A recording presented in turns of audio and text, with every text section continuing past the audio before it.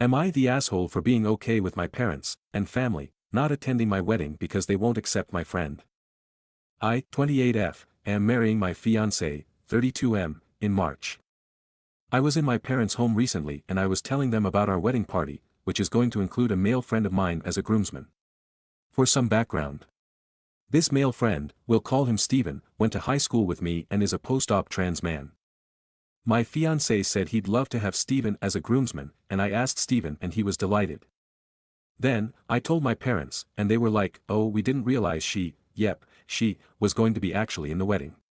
She'll be in all the photographs, we don't think that's appropriate, so I was obviously instantly mad. They then said that they weren't going to be comfortable attending and being in all the photographs with her, her again, and that I would need to remove Steven from the wedding party if I wanted them to come to the wedding. So I basically told them that if they weren't comfortable they didn't have to come. I left, came home and immediately transferred them the money for the wedding dress. I then get a phone call from my mother telling me that they will pay for the whole wedding if I remove Steven. Basically bribing us. I just told her I needed space and I hung up. That was 3 days ago and I haven't spoken to them. I'm shocked because they have never spoken ill of Steven before. I'm upset that they would show so little respect to someone who is so important to me.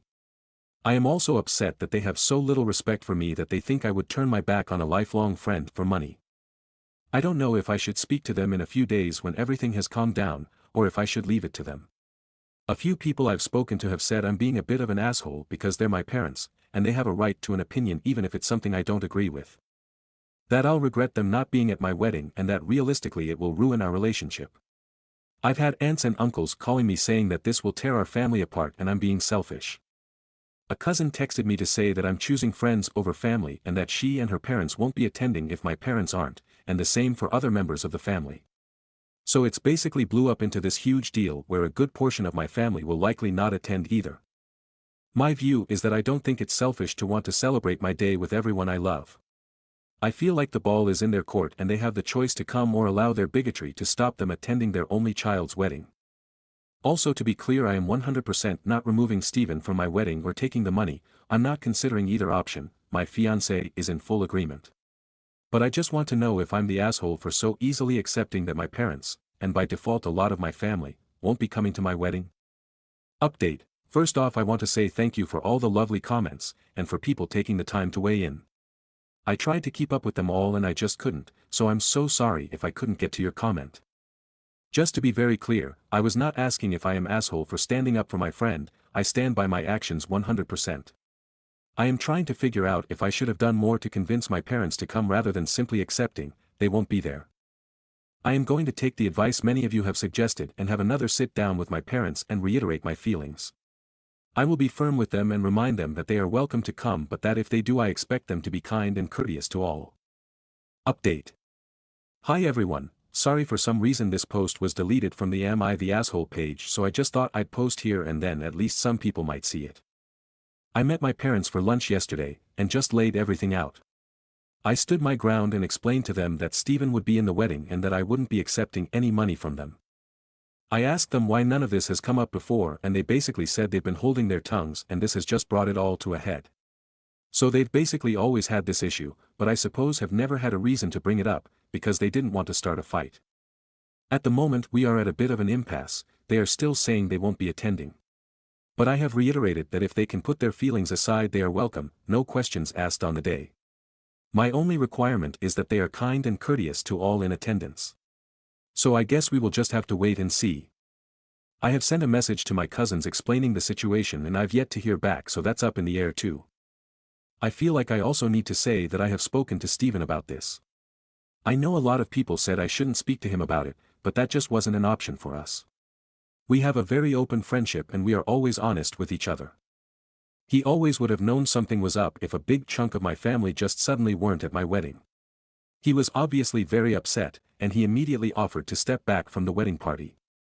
Both my fiancé and I were adamant about how important it was for us that he remain part of the wedding. My fiancé said that he is an important part of our lives and it would mean a lot if he was standing up there beside him. We all cried a bit, and ultimately he's staying. So that's really where we are at right now. It's not an ideal situation, of course. It has made me question my relationship with my family, especially regarding where we fall on obvious topics. I don't think I want to completely cut them from my life, but I think it will be difficult going forward regardless of whether they attend the wedding or not. I'll admit I was probably naive when it came to their views on a lot of things, because honestly it has never affected my life before. That's probably a selfish way to have lived, but I'll put my hands up and admit that's how it's been. Stories number 2. I got promoted and the girl who had the job before me has been let go. Okay, I referred a friend to a role at my work. In the beginning of her coming on board she raised her voice 3 times at me when she was under deadline pressure, and was continually on her phone when I was training her and brushed me off like I was a nobody. She is paid more than me. However, I was the only person who could train her. So I signed her off as she said, "I don't need training, I will figure it all out." Figuring it all out meant asking me to do her work for her.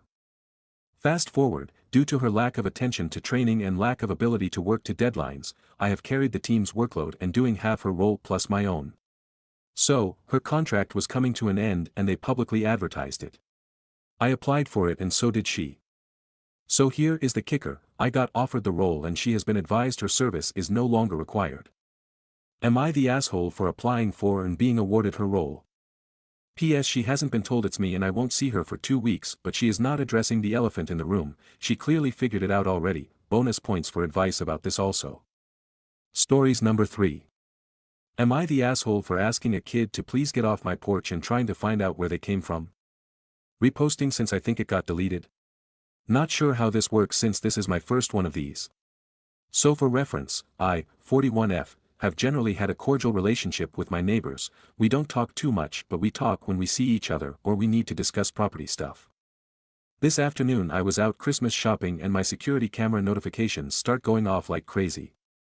I looked and it was someone's kid, roughly 3, on my porch, pulling on some of my decorations, then I saw them open my mailbox, and pull on the door handle. I saw no adults in sight through the camera. I immediately call my neighbor to see if it's one of their relatives, no response. I call through the camera speaker and ask the kid to please not play with things on my porch, they didn't listen. I asked them to please go back to their parents. They stayed on the porch for like 10 minutes and I gave up. Finally I get angry texts from the neighbor, I guess it was a relative. They simply responded with, "They're just a baby." I said, "Look, all I saw was some kid I didn't know on my porch opening my mailbox and playing with things while I wasn't there, and it was stressing me and my cat inside out." They got angry and said, "Okay, cool, hey, never ask us for anything in the future. He's a baby and was just admiring your decorations," clearly pissed at me. Was I in the wrong to be upset that there was a random child on my porch and trying to figure out who they were? I get the kid was young and curious, but I personally would never let my kid go up and play on someone's porch when they weren't home or without permission. Edit to add, just found out they were there, but either in their own yard or their own porch, since I couldn't see them on the camera. Maybe that made it okay in their mind, but to me that then means they were actively watching their kid go on my porch and pull on things and didn't even bother to stop them. I dunno, still not cool to me. Second edit, I could have worded the title better. I wasn't just yelling at the kid to get off my porch. I was having to go back and forth from my camera app to using my phone or texting. I started by asking who the parents were, no response, so I sent some texts. Went back to the camera app and yelled out some names of neighbors to see if anyone could hear me, no response, so I went back out of the app to call. Went back to the camera and that's when I asked if the kid could find their parents. The last time I closed the app to make another call was when I got the text back from the neighbor finally. I swear I wasn't just yelling at a kid, y'all. But I do understand the concern. I wanted to try the neighbors first because even if it wasn't theirs they would be closer than the police. Stories number 4. Am I the asshole for saying my husband is a good father? Throwaway because my friends and family know my main. When he was in his early 20s, my husband got a girl pregnant. They were casual dating in college, they had a lot of mutual friends. He didn't want to be a dad and told her as much, but she was adamant about keeping the baby. He was supportive through the pregnancy but was clear he didn't want to be involved. He wanted to renounce his rights, but ended up with an agreement where he still pays child support but doesn't do visitation nor has involvement in any parental decisions. The girl is now 12. He hasn't met her nor plans to ever do. I met him 8 years ago, we've been married for almost 7. He told me about the whole having a bio child out there very early on. I am fine with it. It is sad that a child came to the world under those circumstances, but I don't think he was wrong for choosing not to be involved. We now have a 5-year-old son. My husband has always been wonderful to me, that's why I fell in love with him. He was great during the pregnancy and birth, and has been doting on our son and me ever since. I think he's a wonderful dad and husband. The problem. 2 of his friends married their college girlfriends, whom were friends with his bio daughter's mother. In now 3 occasions in conversations where I said my husband is a wonderful father, one of them said something snarky and mean like, yeah, to only one of his children. Over the weekend we attended to one of them kids' birthday party. I was chatting to another mum about motherhood and said that it's easier when you have a good team player in your spouse. The homeowner mum chimed in to say, loudly, if only the mother of his other child had the same. Later I confronted her in the kitchen. Said I was very tired of her and, other friend, comments about my husband, that she didn't need to invite us to things or spend time with us if she didn't want to, but it was super disrespectful to be constantly insulting him as a father. She told me she initially liked me but finds it distasteful and rude that I keep praising my husband as a good father when I'm well aware that he isn't, that she will always make sure to correct me because it's not okay that he got away with what he did and he now gets to play happy family with me and our son. The conversation went south from then on and of course we left. The other mum friend texted me yesterday to tell me she completely backs up what the other said and that I'm horrible for marrying and having a kid with a deadbeat and on top of it to praise him as a good dad. I have no doubts of my feelings, my husband has been and is great with our son and with me. I guess I never thought how my words could be insensitive towards his bio daughter and her mother, whom I've never met, but am I the asshole for occasionally saying my husband is a good father when talking to people? Should I stop? Verdict. Edit, even though I'm NTA per the votes, I will stop all contact with these women so my comments to them will cease anyway. My husband spoke to one of his friends today and seems like this is a lot bigger, but has not much to do with us. Update. Was NTA but people were raising concerns about my husband's bio daughter's well-being. I also got advised to cut contact with this woman and to tell my husband, Tim, what they were saying about him. So I spoke with Tim after I posted here. He decided to speak with his friend, John, about what his wife, Jane, was doing, and we will cut Jane off. After Tim spoke to John we learned the truth. Turns out this wasn't about Tim or me at all. I can only say what John authorized me to share, even when this is anonymous, he prefers not to go into details. While still in college John and Jane also had an unplanned pregnancy and he wanted an abortion but she didn't. They were still discussing what to do when she had a miscarriage, early stage.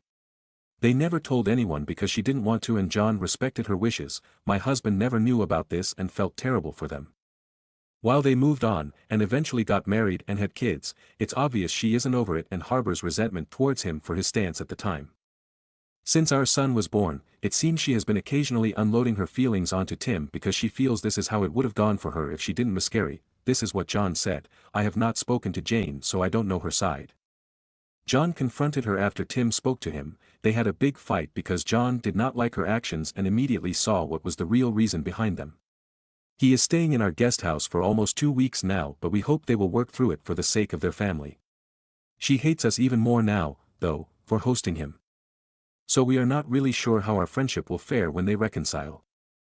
The most important part of the update, John contacted bio daughter's mom, Callie, after fighting with Jane. He told her everything and asked her to stop feeding Jane's irrational feelings because she was taking them out on us instead of him and causing problems for Tim.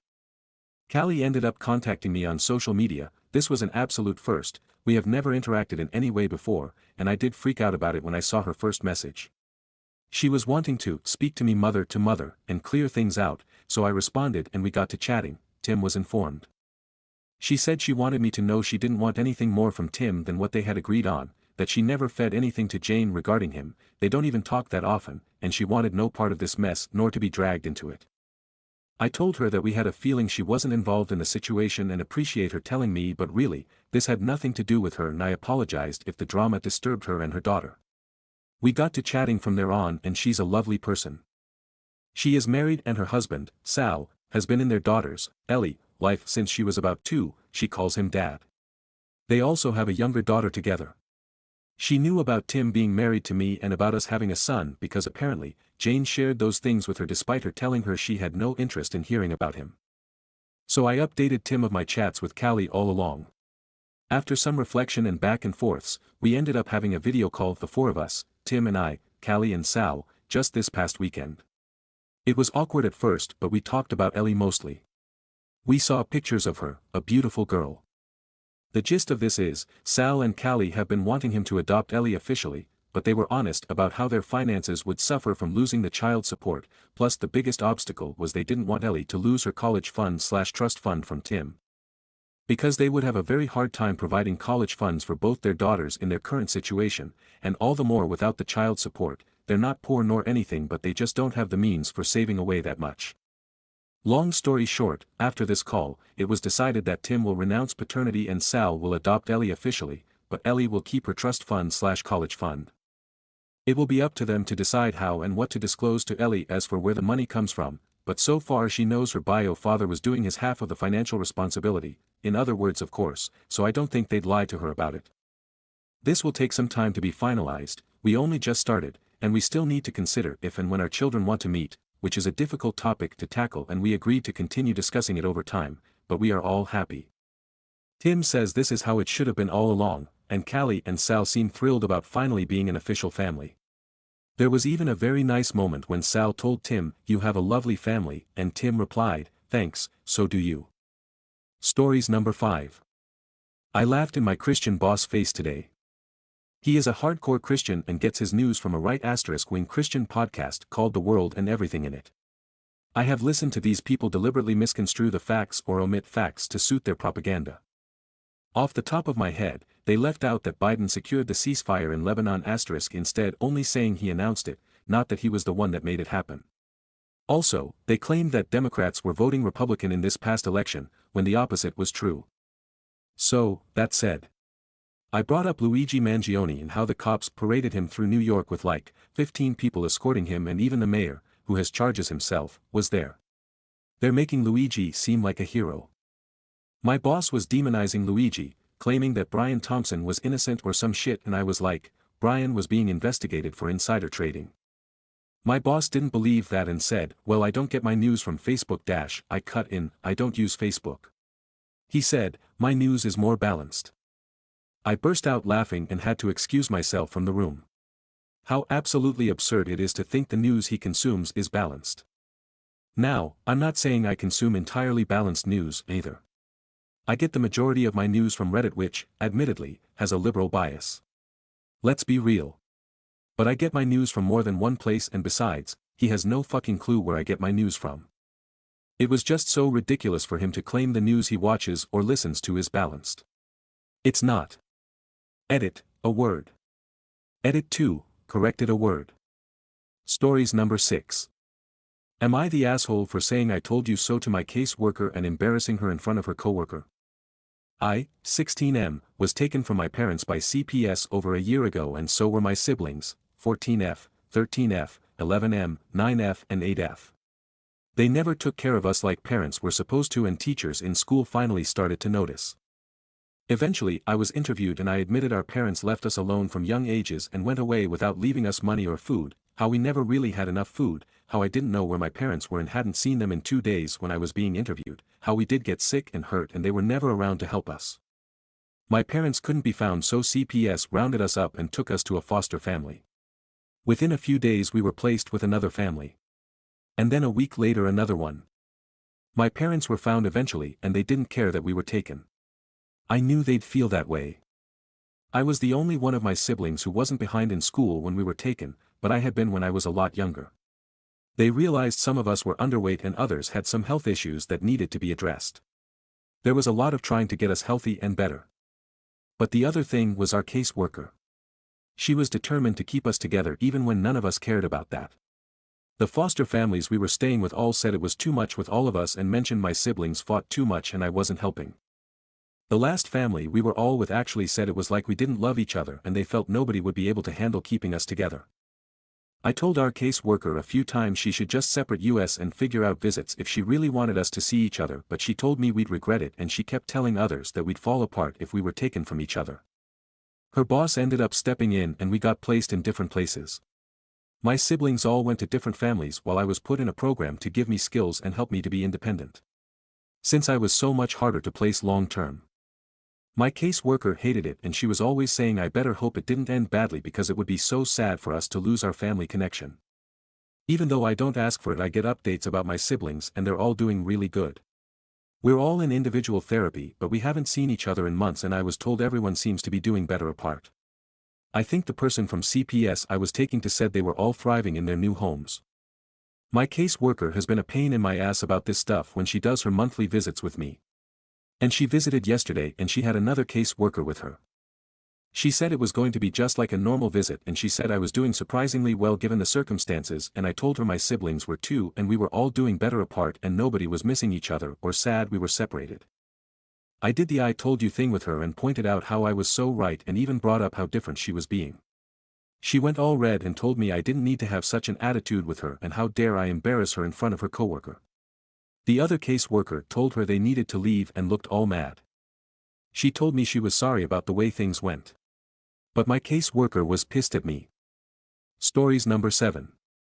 I, 26F, have been giving gifts to my boyfriend, 29M's family at many celebrations, without anything in return. Do I continue? My 26F boyfriend, 29M, and I have been together for 2 years.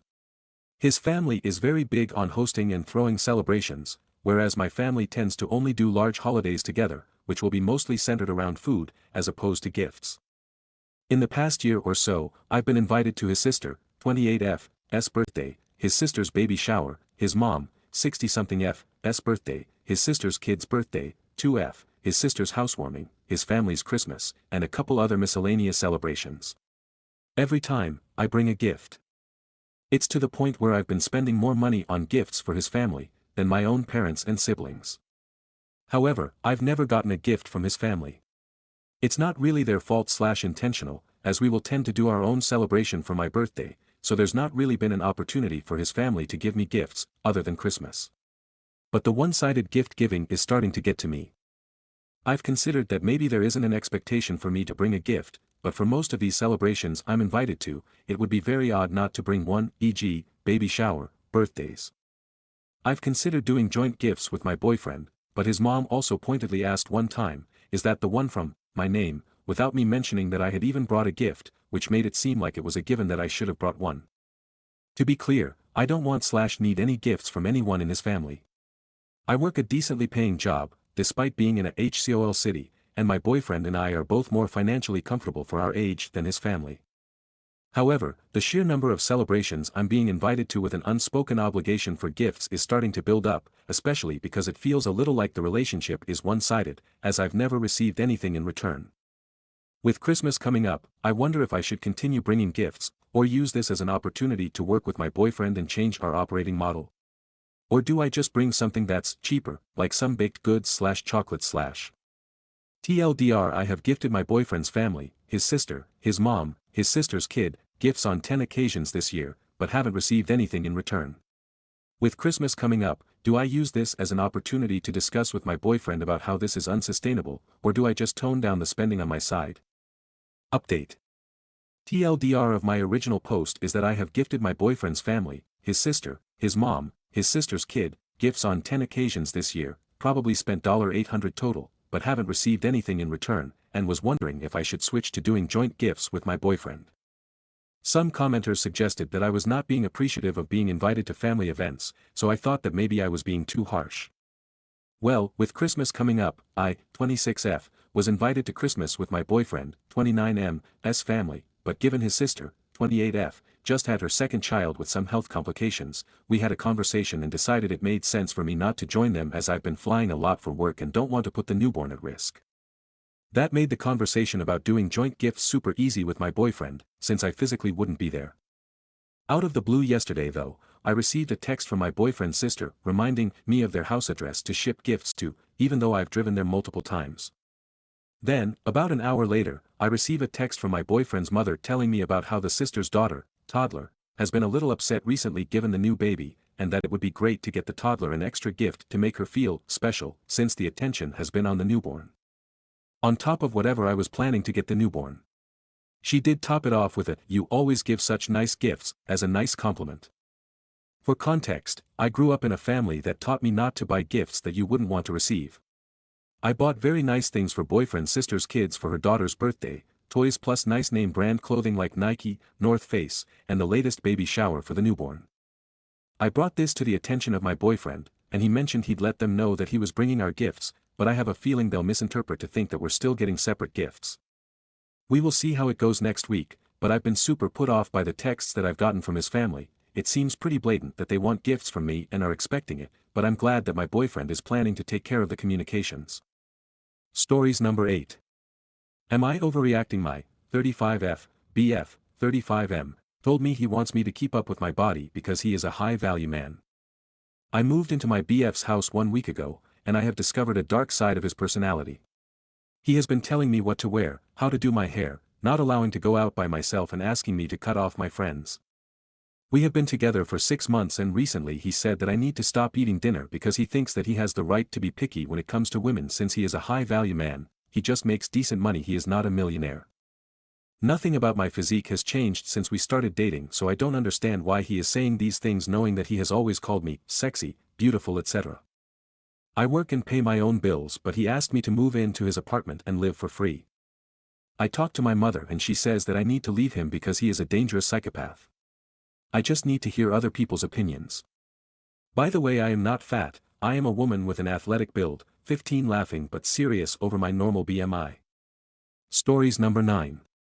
To all the women who lost their window. Whether it be through choice, elongated relationship that led to nothing, series of relationships, elongated periods of single dome, infertility, etc. You never had children and now you're living your life knowing you won't have biological children. I know a lot of women are bummed in that position, but are there any other women that find it freeing? To know your 40s and 50s will be free of the tethering of little humans who require and deserve so much attention. The rest of your life is your decision. You can be with and leave whoever you want. Your schedule doesn't have to eternally work around a child who is completely reliant on you. You don't have to set an example every day and constantly second-guess every serious conversation with them due to concern that it may be a pivotal moment in their life. Almost 35 here and I've only considered kids if it's with a partner who would want and be good to them. It's hard to find both. Looking like I'll miss my window, so just wanted to read what other women have experienced. Stories number 10. My mom keeps making my wedding plans difficult, so I kinda cancelled whatever that was, if it even counts as a wedding. Hi everyone. This is my first time doing something like this, so bear with me. Also, English isn't my first language, so I apologize in advance if I mess up. I'm Izzy, I'm 23 years old, and I'm currently planning to get married in early January, in just a few weeks. My fiancé proposed a couple of months ago, and honestly, we weren't stressing too much about wedding planning. Both our families offered to help with the arrangements, and since we're starting fresh, new jobs, moving into a new place, it just felt natural to keep things small. We decided on a simple civil ceremony for now, and then maybe, in a few years, once we've saved up, we could have the big traditional wedding. A little background about me, I'm an atheist, but for some reason, I've always dreamed of a church wedding. It might sound strange, but it feels right for me. So, we figured, why not wait until we can really afford the celebration we both envision? Now, here's where things get complicated. My family can be difficult, to say the least. My mom and I don't have the best relationship, and while my dad and I get along well, he tends to side with her no matter what. When I explained to my mom that I wanted to keep the wedding small and save for something bigger in the future, she seemed to agree, or so I thought. But without telling me, she went ahead and hired a wedding planner. Imagine my surprise. Then she sent us an insanely expensive budget. Sure, my family could easily afford half of it, but my fiancé's family? Not so much. When I told her his family couldn't contribute that much, she dismissed it, saying it was their son's wedding, and it was special. She kept saying, "You're the bride, you get the final say." But here's the thing, she wasn't giving me the final say. She was making plans behind my back, visiting venues, setting up meetings, and expecting me to just go along with it. Fast forward, we finally settled on a compromise. The main event would be a small family dinner with about 30 people at a steakhouse on Friday, January 3rd. But of course, my mom being my mom wasn't satisfied. She started planning a second event at a family-owned property, calling the steakhouse dinner ugly and too informal to invite her friends. To keep the peace, I agreed to have the signing ceremony on December 28th at her chosen venue, a more elegant setting for family and her friends. Even with this compromise, the fights didn't stop. Today was no exception. As a foreigner in this country, I need specific documents for the marriage to be legally recognized. I went to the courthouse to file them, but my copies were rejected. My fiancé's dad, who has some connections, kindly offered to help. When I called my mom to let her know the most likely date would be Friday, January 3rd, the date my fiancé and I had originally planned, she lost it. Izzy, we agreed the main event would be on Saturday, January 4th, and the signing would be on Friday, January 3rd, she said, clearly upset. I panicked for a second, thinking I'd mixed up the dates. But I've been meticulous about keeping notes of everything she said to avoid these kinds of issues. In the ongoing tension with my mom about the wedding, the situation only got more complicated. On December 20th, today, she sent me a message saying the wedding ceremony should be on Friday, January 3rd at 6 p.m., followed by a family dinner on Saturday. I reminded her that Valentino and I had already made reservations for the Friday dinner, and I explained again that the venue couldn't accommodate us on Saturday because of the number of guests. She had previously agreed that Friday was the best day, but as usual, she seemed to forget what we had discussed. When I told her that the reservation was already set for January 3rd, she became upset and defensive, claiming that I wasn't making decisions and that she wasn't being considered. At one point, she said she had exams starting on the 3rd, but just a month earlier, she had confirmed she wouldn't have any that day. The conversation quickly escalated, and I tried to remind her that we had been clear about the dates for months, but it didn't seem to help. In the end, it felt like no matter what I said, it wasn't enough. My mom tried to take control of the situation, pushing for her own plans, and I was caught in the middle, trying to balance her demands with what Valentino and I had already planned. So I got home really upset, and my mom called me asking me to leave my phone at home because she didn't want me recording the conversation, since she tends to do that with her professors at her university. So I left it. She started yelling at me, saying she wouldn't support me financially anymore, that no one considered her, and that she was paying part of everything.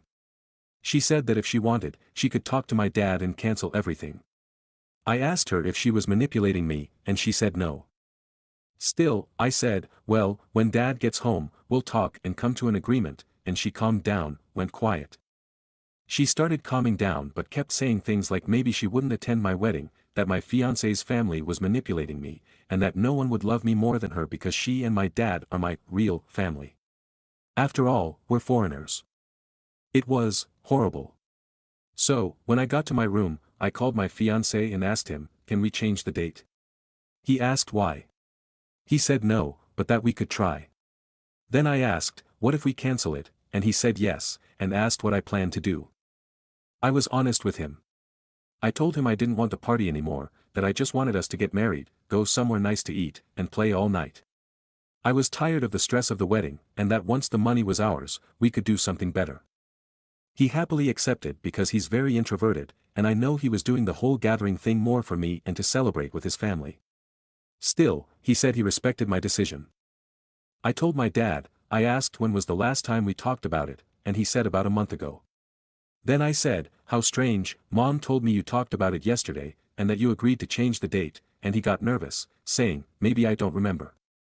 I told him to stop defending her and that I had already decided to cancel the event. I would be happier doing nothing, and once I had the money, I would do what I want.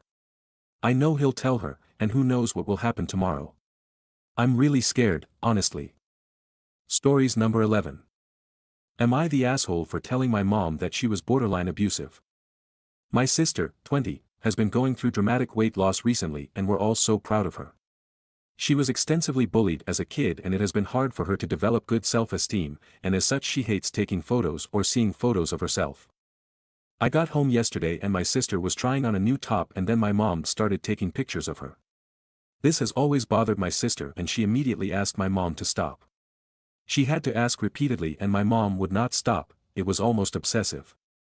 I didn't say anything but witnessed the whole thing. This has happened many times in my presence. Then, today my sister was in the kitchen just talking about how excited she is to get new clothes and feel confident in them. My mom said she was proud of her and then started pulling up old photos of my sister when she weighed heavier. My sister did not want to see them, and again, asked repeatedly for her to stop. She was practically begging her. I stepped in and told my mom that her behavior was borderline abusive for making my sister so uncomfortable. It struck a serious nerve and now she's demanding that I apologize. Was this too far for me to say? Everyone in the house seemed to think I was at fault here for pushing her buttons, but I said in a very even tone, but I might have stepped in where I shouldn't have. Stories number 12. AITA for installing a lock on my fridge to stop my roommate from stress eating my food. Advice needed. So, I, 30F, live with my roommate, Sarah, 29F, who has this habit of eating everything in the fridge, whether it's hers or not. She always says it's because she's stressed and swears she'll replace it, but my groceries vanish faster than a dating app match after mentioning kids. The last straw was when she ate my emotional support tiramisu. For context, I'd spent hours making this tiramisu after a rough week at work. It was my therapy in a dessert. Sarah ate the whole thing without asking and left a note on the empty dish that said, "Sorry. PMS sucks. I owe you." That was it. I lost it.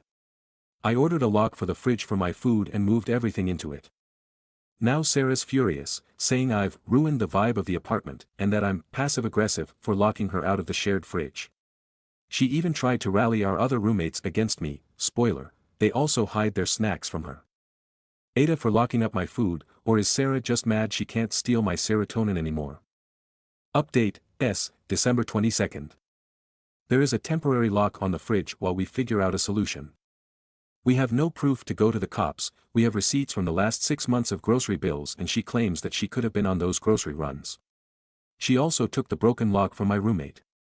We've lived with Sarah for around 6 years now. She was one of the core girls in our group and this has only started within the last 14 months. So we care about her as a person, but this behavior can't continue. She only recently started saying it's because we make more money than her and that it's only fair we share since we've been friends for so long.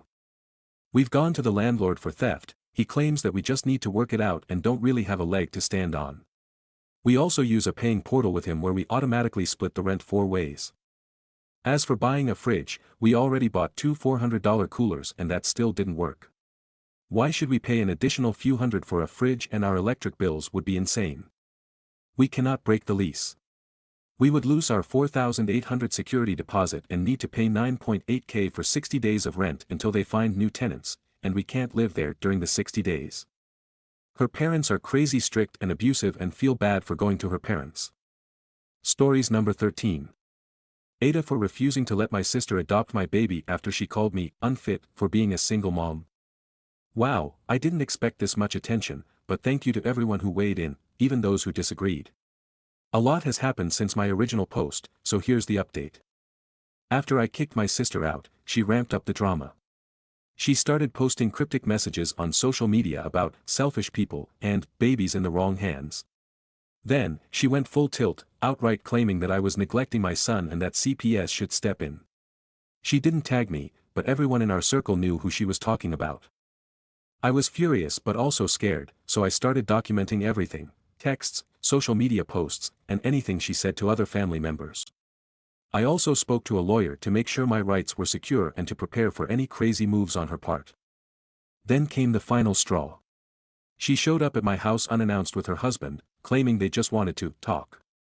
I refused to let them in, and my sister yelled through the door, "You're ruining this baby's life." Her husband tried to guilt me, saying, "We'd give him a better future, and you know it." I told them to leave or I'd call the police. After that, I decided to go low contact with her and anyone who sided with her. My parents initially tried to mediate, but when I showed them all the messages and screenshots, they finally backed me up. Now, they're furious with my sister, especially since she's still spreading lies about me.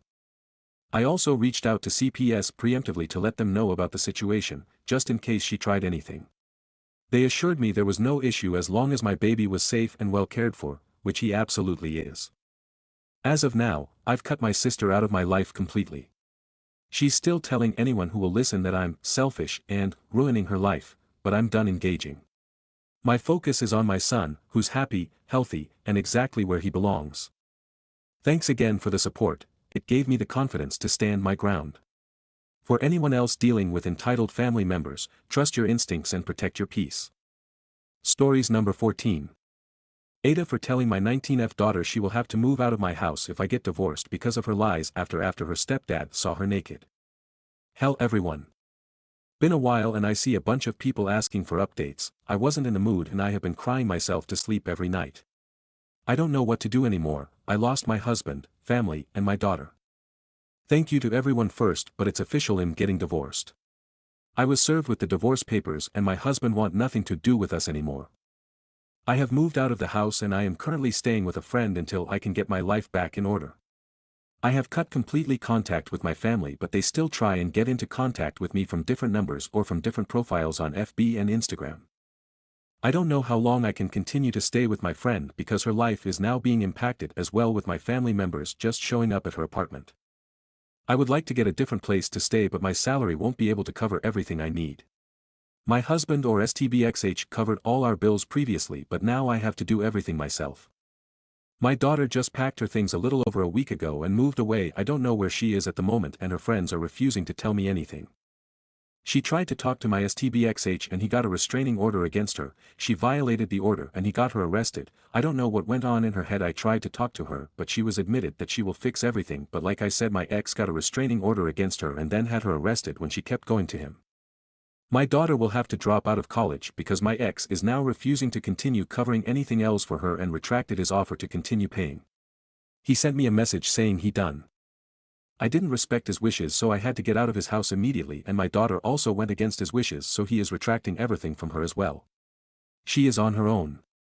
He said if I or my daughter continues harassing him, he will open up a case against my daughter for defamation.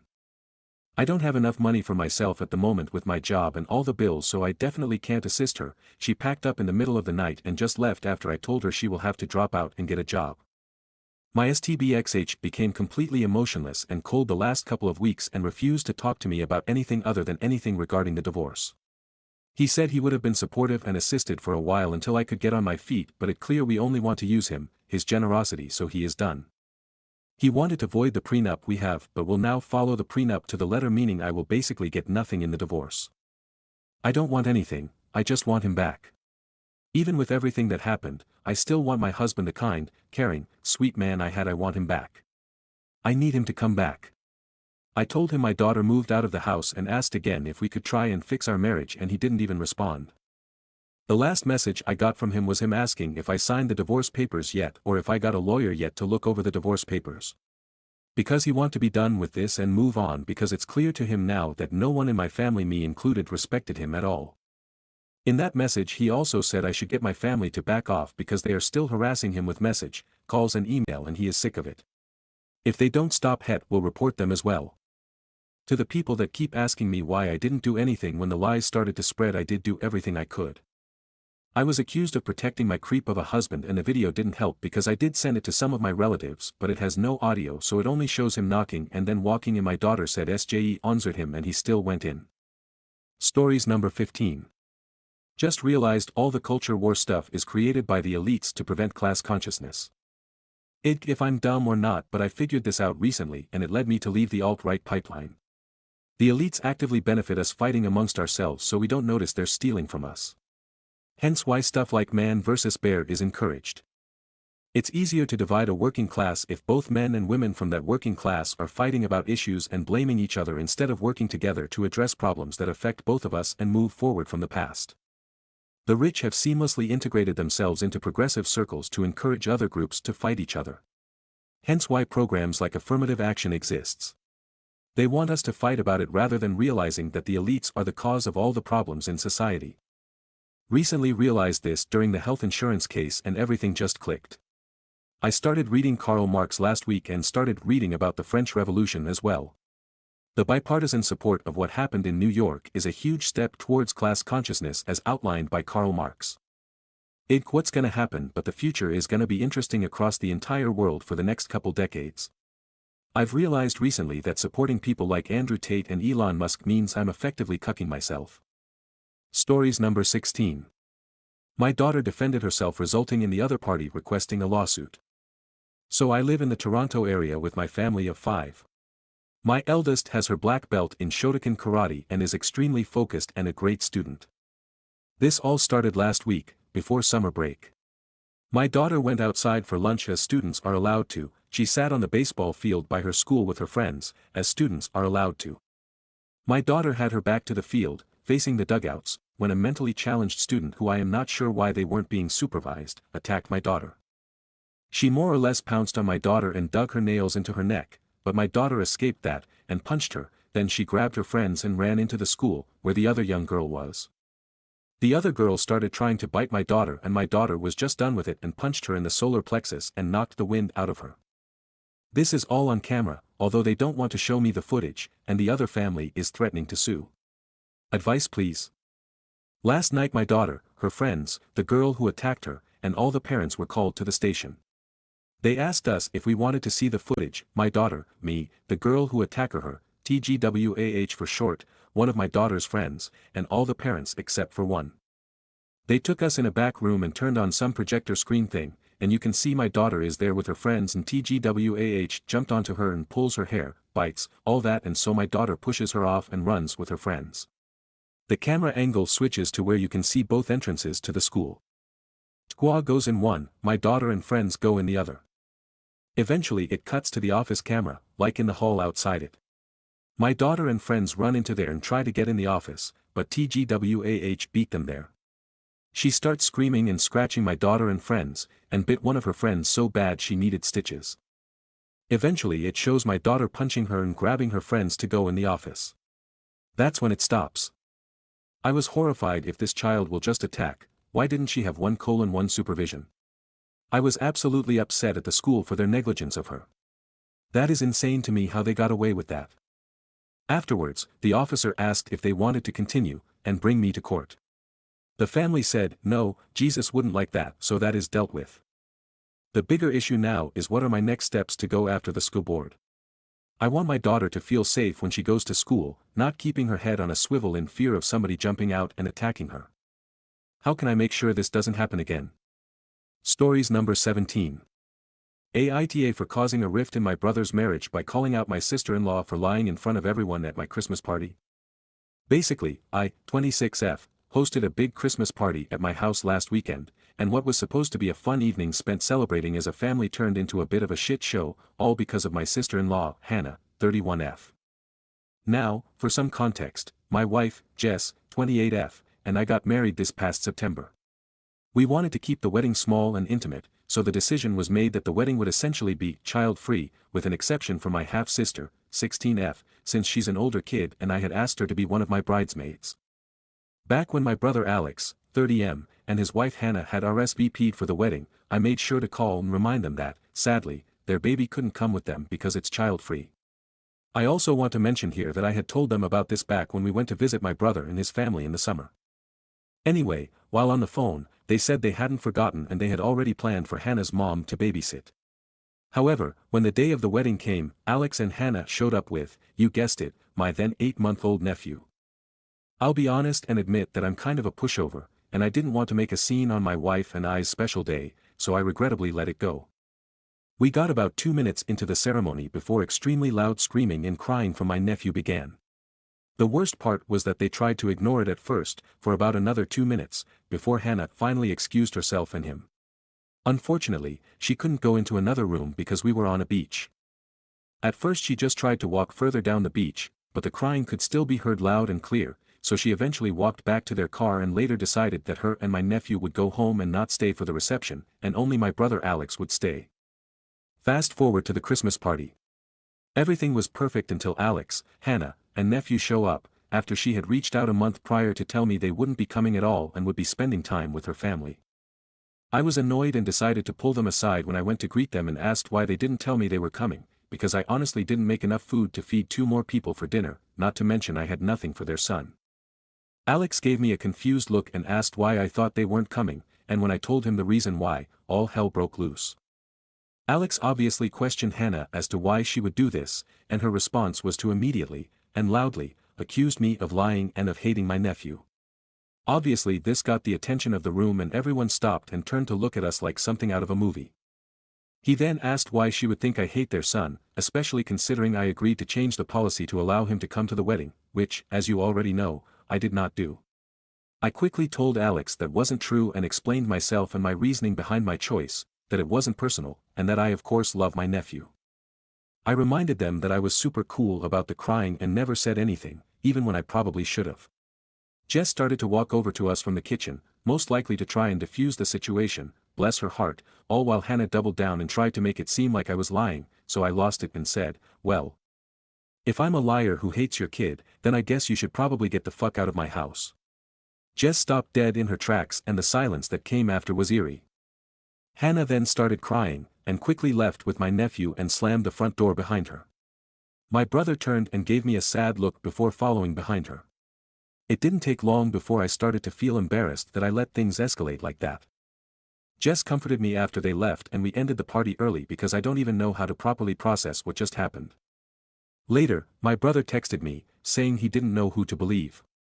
Apparently, Hannah is adamant that I allowed her to bring their son to the wedding last minute because I felt bad for trying to control what she gets to do with her baby.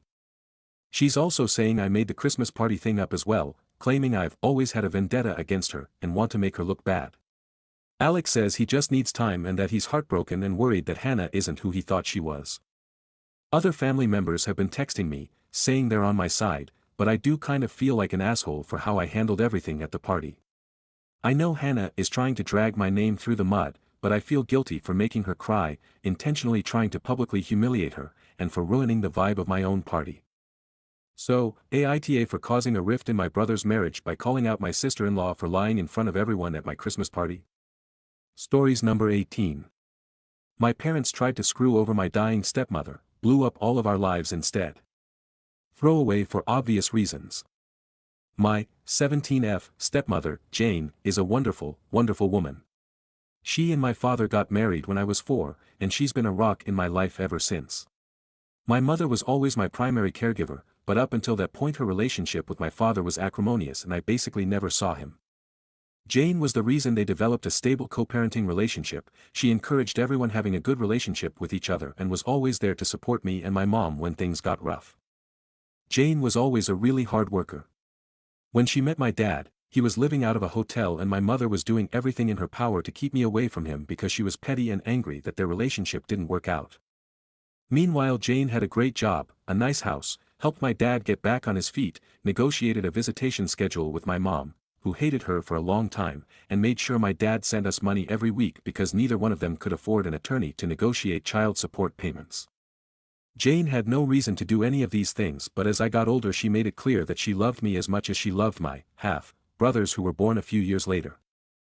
I even have my own room in her house because at the time we lived with my grandparents/various boyfriends of my mom, and Jane felt that I needed a more stable environment than that. She's like the opposite of the evil stepmom. When I was 15, Jane won a big lawsuit against an airline company and got awarded upwards of $1 million. She used the money to build sizable trust funds for me and my brothers so that we would be taken care of later in life. Despite having a lot more money, she still wanted to live a fairly modest life, so she paid off the house she has and has been living there ever since with my dad. Sure, she bought a new car and they went on a few nice vacations, but she didn't blow all her money on stupid things, which I respected. About a year ago, things started getting really weird. Whenever I saw Jane she seemed to look sicker and sicker, but no one would tell me or my brothers why, even though I know they knew. All we knew is that she was at the hospital a lot. Around the same time, my mom has been coming around my dad a lot more and acting really strange, basically like she was trying to romance him. Whenever Jane was in the hospital my mother would insist on spending the night at their house and playing mom to my brothers, which was so weird to me because she never liked them or Jane. She'd be the perfect little housewife and my mom is not like that at all. It was super fake. Worst of all, my dad started falling for it. I'm not stupid, I'm pretty sure they were sleeping together. I tried to shield my brothers from it, but they're not dumb either. I tried talking to my dad too, but he insisted it wasn't like that. Then a few weeks ago, my mom started talking about all the places she'd like to visit, how she wanted a new car and was looking to invest, which is weird because my mom has been a bartender her whole life and has lived paycheck to paycheck since before I was born. She was acting like she was about to get a lot of money, which started to make me really suspicious. Between Jane being sick and my mom acting all nouveau riche, I had a lot of questions. Finally, I decided to visit Jane in the hospital and ask her about my trust fund. I found out that if anything happened to her, that my dad would inherit all the money including full control of the trusts for me and my brothers. She asked me why I was so interested in the trust fund, so I told her what's going on with my parents and how my mom has been acting with my dad. I didn't want to, but after everything she did for me, she deserved the truth. It really hurt me to break her heart like that, especially once I found out that she was basically in hospice at this point because of irreversible kidney failure. She's only got a few more months. We both cried so much. Then, 2 days ago everything came to a head. My mom stormed in furious and started arguing with my dad. Apparently Jane met with her lawyer and changed the trust so that my dad would get nothing and all of the trusts would be controlled by my step-aunt. She demanded to know how Jane found out about their relationship, and I came out and told them that I told Jane everything. I told them that if they wanted to play stupid games they would win stupid prizes and that I wasn't going to let them screw Jane over after all the help she gave my family when she didn't have to. My mom slapped me and my dad just looked so defeated. Then my mom told my dad that she didn't really love him, that she was just pretending to so he would marry her and she could get all of the money. The worst part about it is that my brothers witnessed the whole thing, and now on top of their mom dying they have to deal with a cheating dad and his vindictive ex. Our whole family is in ruins and I feel like it's my fault even though I know it's not. Yesterday I visited Jane again and told her about the fallout. She apologized and said that she had to dissolve my trust fund to make sure my mother didn't get a hold of the money, but that as her oldest, I will inherit the house/property after she is gone, and that's worth more than the other 2 trust funds combined. My father won't get anything because she's going to divorce him before she dies, and honestly I'm happy for her. She made me promise to take care of my brothers and told me that once I turn 18 this summer I can kick my dad out of the house if I want to. And I fully plan to do that BTW. I haven't talked to my dad since and I can't even look at my mom. I can't believe they would conspire to do this to Jane after all this time. Just proof that they deserve each other, and I'm embarrassed that they're my parents. Once I turn 18 I'm going to cut my dad out as much as I can and cut my mom out completely. I hope she rots. Meanwhile I'm going to try and be at the hospital as much as I can until Jane passes away. Anyways. I just needed to vent. I'm really messed up about the whole thing and I feel super betrayed, although I can't even begin to imagine how Jane feels. I'm gonna be so effed up when she dies. I can't even think about that right now. But at least she's not surrounded by people who just want to bring her down. Thanks for reading. Edit. Some people are asking a lot of the same stuff, so I'll just clarify here. My brothers, my plan is to use some of the estate money fight for guardianship for my twin brothers so that they can live in the house while I kick my dad out. If I can't get guardianship then I will have to let my dad stay in the house. However, once I turn 18 I will technically be an adult, so even if my dad leaves I'm still legally able to be responsible for them. The only thing I won't be able to do is stop him from taking them if he leaves. But they will be 18 in 6 years, so even if they do have to leave they will always be able to come back whenever they want. In a perfect world my dad would just leave and let my brothers stay with me, which I'm sure my bio mom would be very supportive of because right now she hates all of us and I doubt that will change anytime soon. The trust, from what I understand, my brothers will inherit 1/3 each of the estate and the remaining 1/3 will be used to keep the house running until they turn 18. After that it will be up to me if I want to keep the house or sell it. At that point my brothers will still have money left in the trust so they can branch out or do whatever they want, otherwise I will not sell the house and just pass it on to them or keep it and maintain it myself, and they can just stay with me as long as they need to. Edit to the edit. So I just spoke to Jane and she told me that the reason she dissolved the trust is because originally it was going to be split 3x between us kids and my dad would inherit the house. She dissolved my third and switched it over to make it to take care of the house maintenance, and instead put the house in my name so my dad wouldn't get it. Plus by doing that at least financially I would be getting a much bigger share. The house is worth about 1.5x the amount of my brother's trusts, I just wouldn't be able to do anything with it until my brothers are 18, which I'm totally cool with. Sorry if I don't have a better answer, but I'm just trying to translate what she told me. My parents, the big fight happened on Sunday and I haven't spoken to either of my parents since. I think they're both at my mom's place right now, but that's fine with us because we're all still mad at them, so they can stay gone for all we care. I know technically that's not legal to just leave us alone, but I've been taking care of my brothers for over a year. I can handle a few days while he gets his shit together. Screw both of them. Hope that clears some stuff up. TLDR, my bio parents tried to screw my terminally ill stepmother out of trust fund money, but she caught on and now no one on my side of the family gets anything. Additional information from OOP on her parents, stepmom's health, trust funds. Why isn't Jane on dialysis? I don't remember the exact details, but Jane has a genetic condition where she gets cysts on her kidney. She already had a transplant a few years ago, but now she developed problems with her arteries or something in her legs, so she doesn't qualify for dialysis. She could get another transplant but she doesn't want to because the last time was so traumatic, rejections, etc. So she decided to just let herself go on to maintenance medications to prolong her death until she gets her affairs in order. She has a few other health problems that make the typical treatments really dangerous, and according to her she'd rather die surrounded by loved ones than on an operating table. Dissolving the trust fund, Jane told me she didn't technically have to do it, but she didn't trust my bio parents not to do something shady and get a hold of the money before I turn 18. Even if my aunt controlled the fund, my dad would still be able to collect if something happened to Jane before I turn 18. Her lawyer suggested it's better safe than sorry, and I agreed that it was the best option. I'm not an expert though, I don't know the details. How my mom knew, like I said before, I'm pretty sure Jane told my dad, who then told my mom, and that's how the argument started. I can't think of any other way, and I didn't really care enough to ask. Jane's thoughts on my mom: she didn't know my mom was doing all of that. My mom has her own place and would only come over whenever Jane was in the hospital for a few days at a time. I've been living with my dad for a little over a year, so he probably told Jane that my mom was there to spend time with me, if he told her at all. Besides, she didn't move in until a few months ago, which I guess is when they started hatching their plan. Jane never outright banned my mom from visiting, so there really wasn't anything she could do. Hope that helps. Edit for the last part: the remainder of the money belonging to the estate that hasn't been put into trusts for my brothers is going to be used to maintain the house, utilities, taxes, etc., until my brothers are 18, and then I can either choose to sell the house or keep it and maintain it myself if I'm able to. I plan to go to school in that time and get a better job with the goal of keeping the house, but if I can't, then I have the option to sell it. Not that I will, but that's how it was explained to me. On her stepmom and their relationship, provides thoughts on her bio mom. Honestly, it's because she's more of a real mom than my actual mom. My bio mom is kind of ambiguous about my existence, but Jane was always extra involved, sending me to sports teams and paying for dance classes and just showing interest in my hobbies as I got older. Plus, as the only girl, I think we bonded on a level she can't with my brothers, so she always made sure to let me know I was on equal terms with them.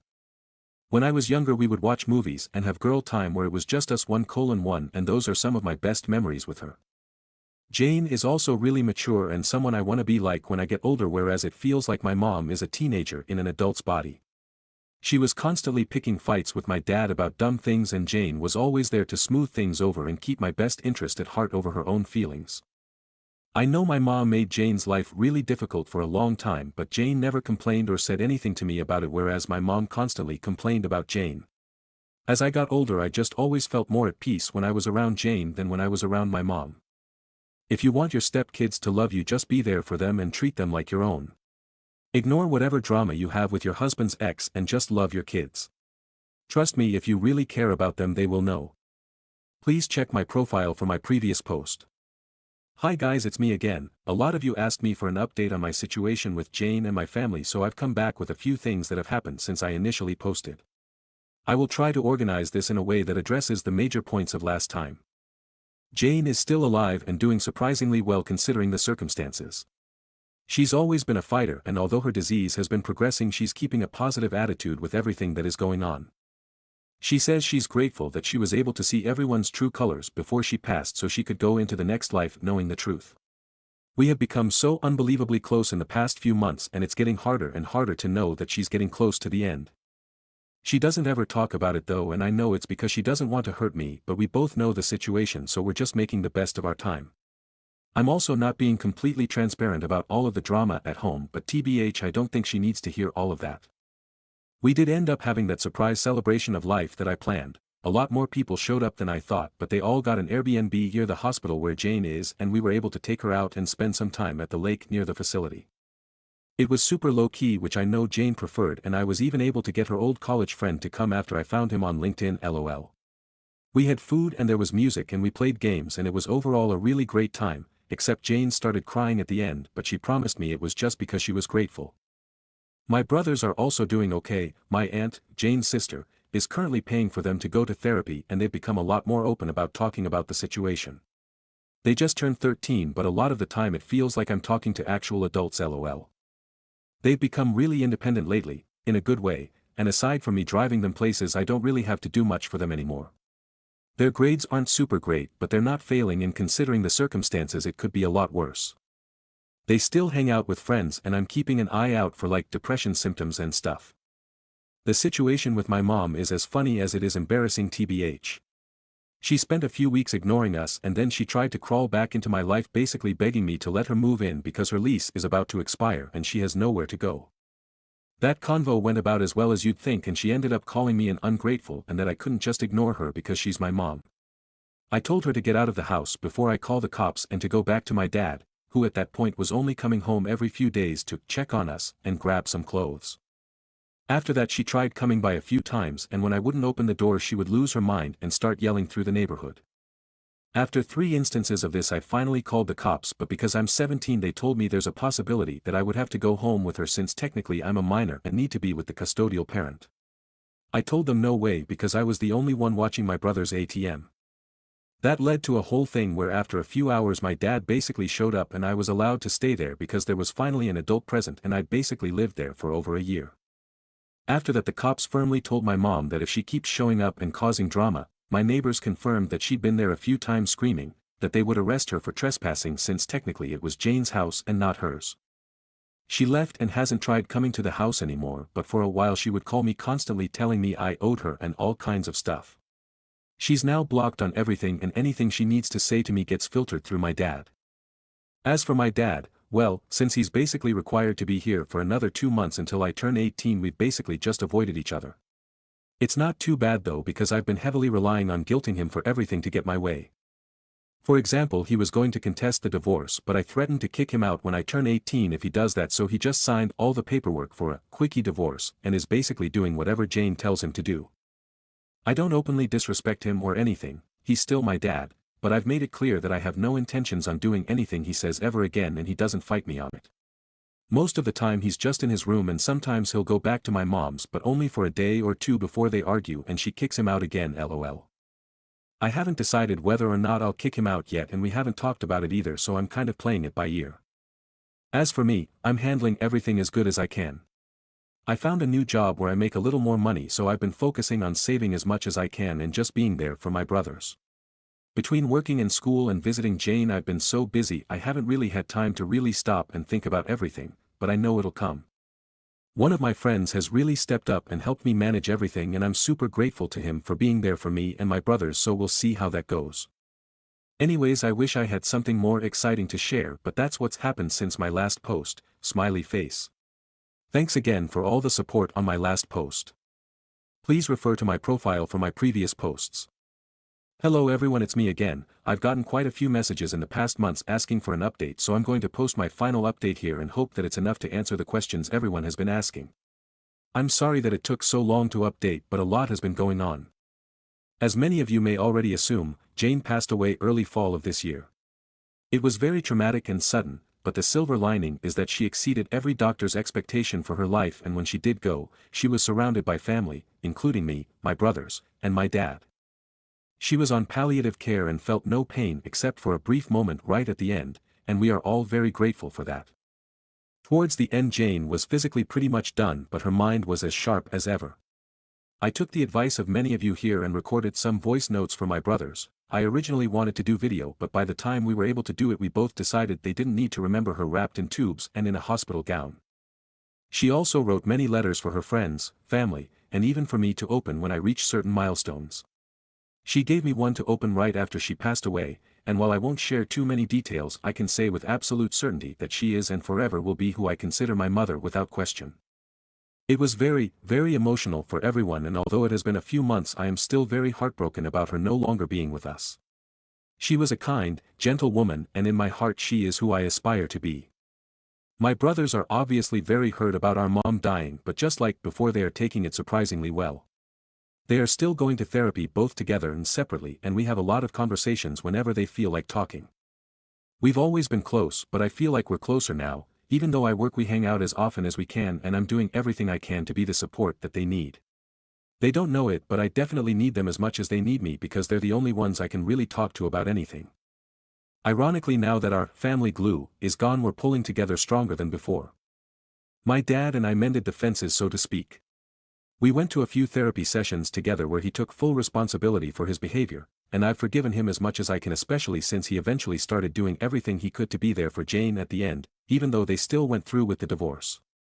He's still living with us and things are a little tense, but they're much better than before. He's my dad and I love him, but he was also broken by Jane's condition and he wasn't able to cope in a healthy manner. Her dying really brought some light into his eyes, so to speak, and now he's really stepping up to be the man he was supposed to be. A lot of people commented saying, too little too late, but again, he's my dad and for my own mental health I have chosen to forgive him. As far as I know, my bio mom pretty much vanished off the face of the earth when I turned 18. She tried a few times to convince me to let her live with us, but I wasn't having any of it. Even my dad told her he's officially done, and after we all blocked her on everything she stopped reaching out. She doesn't have any relatives who talk to her, so I don't have to worry about that, but I did hear from people who follow her on Facebook that she has a new boyfriend that she's living with. I don't want to stalk her or anything, I really don't care. She hasn't come to me with any kind of apology, so TBH she can get bent. It's a little hard for me to think that she'd just walk away the second I turned legal just because she didn't get any of Jane's money, but oh well, true colors and all that. Guess 18 years was too long to pretend to care. I'm just so angry with her, I don't want anything to do with her anymore. Maybe that will change one day, but I'm not holding my breath.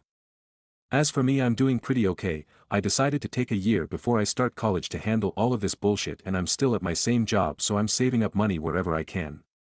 My friends have all been great supporters and I'm so grateful for everyone, especially you Reddit folks, who have been checking in on me and making sure I'm okay. I'm taking things one day at a time and that's been working great to keep my focused. My goal is to go to college next year and study journalism, but I'm playing it by ear. I can always go back to school, but right now my family needs me, and if that takes longer than a year then so be it. Thank you everyone, this will be my last update and I very much appreciate all the love and support you've shown our family.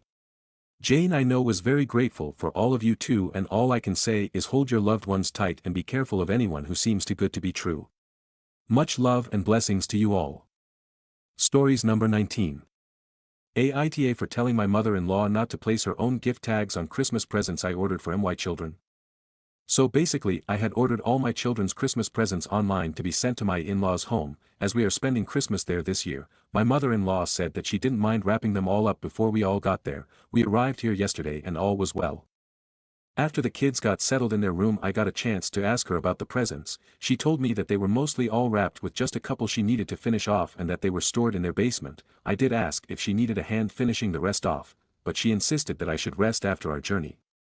So I rejoined my husband in the sitting room. A couple hours later she had gone to take a nap, so I went down to their basement to see how many had been wrapped, and like she said there were some still left to wrap, but as I was checking some of the bigger presents I noticed that they already had gift tags taped to them.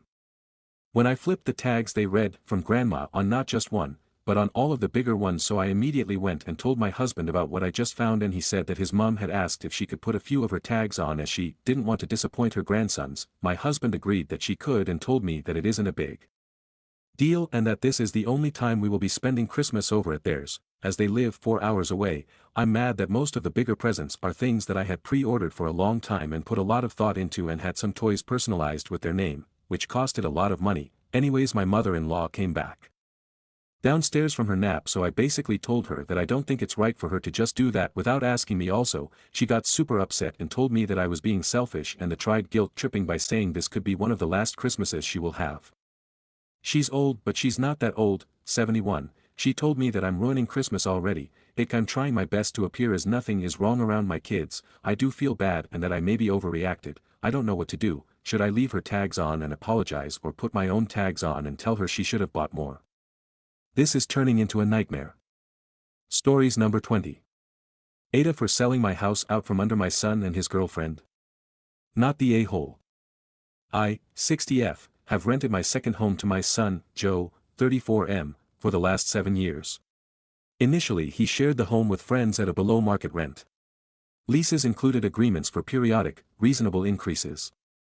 Most of my retirement nest egg was in that home, and I was clear that if there was ever any risk to the investment, I would have to sell immediately. Once I lost the homeowner's insurance as they were not properly maintaining the house. We made corrections and got in reinstated. Twice I lost my job and struggled to pay the mortgage on that house and my primary residence, but was able to quickly find another job and cover expenses. Each of these instances prompted a conversation that they should prepare for the house to be sold if I could not resolve the problem. I planted the seed with my son that he should be saving money in case he wanted to buy the house someday, and this is where I might be the AH. He initially said he was not interested, but 2 years ago his girlfriend, 32F, moved in and he showed more interest. I was very happy for them, and I thought we had a good relationship. They told their housemates they wanted to live together as a couple and asked them to move out. She coordinated an effort to clean up the house and maintain it better, which made me very happy. Then our neighborhood started changing. Investors were buying up properties at hugely inflated prices and mostly renting them out. Some homes are vacant for a long time before being rented. There was a shooting a block away. It was time to get out of that neighborhood and take advantage of the higher market prices. I spoke to Joe and his girlfriend in the fall of 2023 and explained why they should start making plans to be out by the fall of 2024. We briefly discussed their financial situation. They were not able to buy the house, and possibly never could at the going rate. The value of homes had more than doubled in a year and that market was not going to sustain itself much longer. Everything instantly changed. She was openly rude to my face and via text. When they moved out, they left some petty, vindictive messages around the house. They refused to give anyone in the family their new address. In 2017 I had promised Joe a portion of the profit when I sell. The day after I wrote him the check he changed his phone number. He has gone no contact and broken my heart. His father, 71M, my ex, told me that Joe eventually called him, but still won't give his address. He told my ex if I ever got his number then he would just change it again and never trust him. He said they are cutting me out of their life because I sold the house out from under them. AITA here. Stories number 21. AITA to tell the waitress that the hostess said we'd have to surrender our table at a certain time. We had just seen a movie in the city my husband and I were visiting and we decided to get dinner. We didn't have reservations but asked the restaurant hostess if she could fit us in. She didn't think so, then said, well, I have this table but you have to finish in 45 minutes. That seemed doable, so we sat down. When the waitress asked if we wanted to see the dessert menu, I told her that the hostess had said we had to vacate the table in 15 minutes, and my husband blew up at me. It's not your job to tell her that, that's her responsibility, he argued and went on, saying, it's not your problem. I was aghast, I didn't want to be rushed through it if I did order dessert and thought the waitress could check with the hostess and buy us some time. I also thought the waitress might not know what the hostess had said about needing us to leave at a certain time. The tables were close together and a solo diner was 3 feet from us. I was embarrassed that I was being loudly dressed down within his earshot, for merely mentioning a fact. I mentioned the incident a few days later and my husband was adamant that I was wrong to tell the waitress what the hostess asked but he suggested I ask here, so, AITA. Stories number 22. My neighbor, M40s, connected to my M32 Wi-Fi network and saw porn on a network share, now he thinks I'm a child molester. Throwaway for shame. A few months ago my neighbor asked for my Wi-Fi password when his cable modem was on the fritz. I gave it to him and quickly forgot about it. About 2 weeks ago I plugged an external HDD into my router so I could watch a movie on my TV. HDD had music, videos, and porn on it. For the last week my neighbor has been cold to me, hasn't said hello when we see each other outside, won't let his kids play with my dogs. So I ask him, what's up? He went off on me. Tells me it's because I'm a pervert, he thinks I'm a child molester, and he doesn't want me near his family. I live next to this guy, we had great rapport before, mowed each other's lawns, his kids would take my dogs for walks when I had to work late, and I had dinner with his family either at my house or there's 2-3x a month. We live in Texas, and my neighbor is Catholic. He goes to church every week, and has 3 daughters between the ages of 8 and 13. I can only imagine how much stress it would be to have 3 daughters to look after. I have a much younger sister, I get that he wants to look out for his family, but, porn is just porn. While I wouldn't want my sister doing it, it's still fun to watch. I don't consider the porn that was on there to be anything extreme. I basically downloaded a bunch of amateur allure videos, and some generic mainstream porn videos where the girls are 18-20-ish, Jenna Hayes' early stuff, Tory Black, Sensi Pearl. There was one video, ironically downloaded by my ex-girlfriend, that was a little light bondage. Basically just a girl getting fucked while she was tied to a bed. I'm not sure what all he saw. I also had a handful of pictures from an ex-girlfriend, who was in her late 20s, on there. I wasn't in the pictures, and her face wasn't really in any of them. The pictures were tame, no action shots, just her topless and a few shots of her on all fours. We recently broke up, but I'm not sure she was around the neighborhood enough for him to recognize the pictures of her. Any suggestions for ways to fix this? I gotta live next to the guy, not willing to sell my house over this. I'm a single guy in a neighborhood full of families. It would suck if his family started spreading rumors. I'm more worried about people who don't say anything. We're a close cul-de-sac. Happy hours and BBQs with a bunch of families are common. I know a lot of the stay-at-home moms gossip like schoolgirls. TLDR, neighbor saw my porn drive, now he's acting really weird.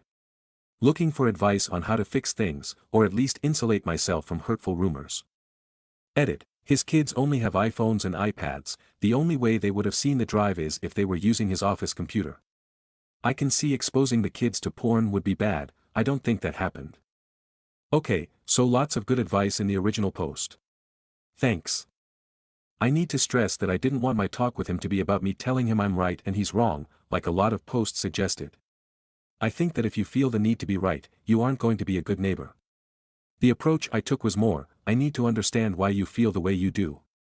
Just before lunch I knocked on my neighbor's door and asked if I could speak with him. He wasn't happy to see me, but he agreed to come over to my house to chat. He didn't want to talk in front of his family. Fair enough. I asked him why he thought I was a child molester, and I told him I wasn't and thought that the insinuation was really potentially hurtful and damaging to my reputation in the community. I reminded him that he had met my ex-girlfriend, and she was 5 years younger than me, and that's the biggest age gap I've ever had in a relationship. I didn't deny that I had porn, and I didn't tell him it was anyone else's, but I did tell him that all the porn on the drive was legal, and that I often watched it with my ex-girlfriend.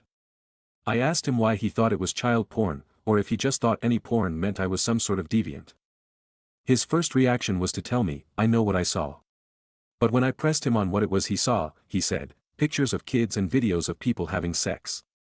I asked him if he had looked through the whole drive and saw context around the pictures, and he just got this disgusted look on his face. No, I didn't look through the whole drive.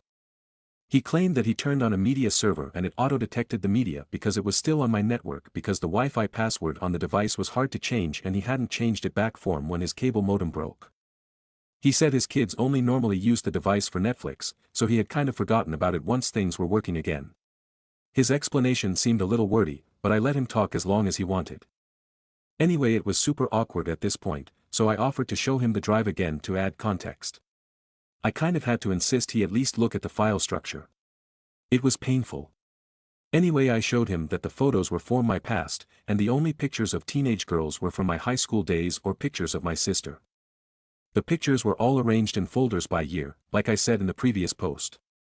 But he said he hadn't seen them this way before. What he saw was all of the files in a unified view, without the folder structure. And he only took a quick glance at the thumbnails when he went to watch a movie with his wife and kids. It was in front of his wife and kids. Repeat, super awkward. I apologize that happened. And I am really sorry that his kids saw it. Not sure how much they would have seen given it was just thumbnails. I looked again, none of them had any graphic images in the thumbnails shown on my Mac, but, who knows what was shown on his device. Or what his kids saw. I didn't show him any of the porn, but by this point he was warming up again to the idea that the whole thing was just a huge mistake and misunderstanding. I offered to let him take the drive to the cops. I was that certain there wasn't child porn on it. He said he believed me. He told me the reason he was so disgusted by porn was that it had ruined his sister's marriage and he now had to support her. That his sister's husband would watch porn so much that he lost his job and became an alcoholic and ended up being abusive to his wife and kids. He didn't say, but I assumed physically abusive, not sexually. He told me porn set unrealistic expectations on relationships, and I would never be happy as long as I looked at it. Hey, there's some slight truth to that, for some people at least. He told me there was a support group at his church for pornography addiction and asked me if I would be interested in going. I sheepishly told him I would check it out. That seemed to put his mind at ease. He said he was sorry he jumped to conclusions. Candidly, I don't know if I believe his story 100%. I know my TV only shows titles, not thumbnails. I've seen the Box C and WD Live interfaces. WD Live I think shows previews of the clips, but doesn't show images and videos in the same display view. Also, the router wasn't set up as a DLNA server, just a network share. So who knows? I still feel like he probably snooped, but it's possible his kids saw something through their media server. So of course I don't have any intention of going to a porn support group, but I did get the contact info from him for the guy who runs it. I might exchange a few emails, and then tell him the times don't work and see if he can suggest another group at another church to go to, then just drop it. We'll see. TLDR, had a good talk with my neighbor. Things aren't 100% fixed, but at least he's not under the impression I am looking to molest kids anymore. But I may have to go to church. Edit, wanted to put a little more down about what he told me. His speech was basically, you won't be able to get married or experience true love if you are still looking to other women, even pictures of women, to get off. You can't have porn and a happy marriage. I don't agree 100%, but I do think the guy's heart is in the right place. As much as Reddit hates on religious people, it was kind of sweet to hear things like that said in 2013. And this whole thing has got me thinking more about the context of information. Not to get all political, but I am terrified more than ever about the NSA now. They see a snapshot, take it the wrong way, and poof, you're on your way to Guantanamo. I know everyone on Reddit feels the same way, but I sure hope we turn things around again in America. Privacy is a great thing. Stories number 23. AITA for canceling my Christmas party because my mother-in-law kept adding demands. So I, 29F, am married to my husband Mark, 32M, and his mom Debbie has been non-stop with her requests lately. I just couldn't take it anymore, so I canceled the party. Every year we host Christmas at our house, but Debbie always adds stress with her demands. This year, she asked if I could make her casserole for the party because she couldn't. Then she wanted me to set up a dessert table, and later asked if I could go to her house and pick up decorations because she wasn't prepared. I already decorated everything, but she just wanted to change everything. Yesterday she told me that she invited some in-laws from overseas and that said that they can stay with me. I put my foot down and said I was not going to do any of this anymore and cancelled the party. I already have enough to do with my own family and the party itself. I told Mark I wasn't doing any of it and that I wasn't hosting the party. Mark tried to convince me to just do it because it's Christmas and the in-laws had no other place to stay, but I felt like my mother-in-law was being unreasonable. Now all of Mark's family is mad at me, saying I ruined the holidays. I feel like I was being taken advantage of and my husband wouldn't back me up. Stories number 24. Friend, 26M, said horrible things about me, 23F, all while he's staying at my place along with all his things for free. My friend Kevin recently had to move out of a house him, plus his family, were renting. I've known him since I was about 13, and we've kept up a friendship, or what I thought was a friendship, ever since then. I've helped Kevin out numerous times, from picking up groceries for him when he was out of a job and didn't have money, to taking him back and forth to work for months at a time. I thought he was my friend, and friends help each other. So, about 2 months ago, his mom, yep, he does indeed still live at home with his mother, his sister, 19, and 3 other people who aren't related to him, lost her job, and they were no longer able to make rent. He's currently unemployed, and asked if I had anywhere for him to stay and put some of his things. Stupidly, I agreed.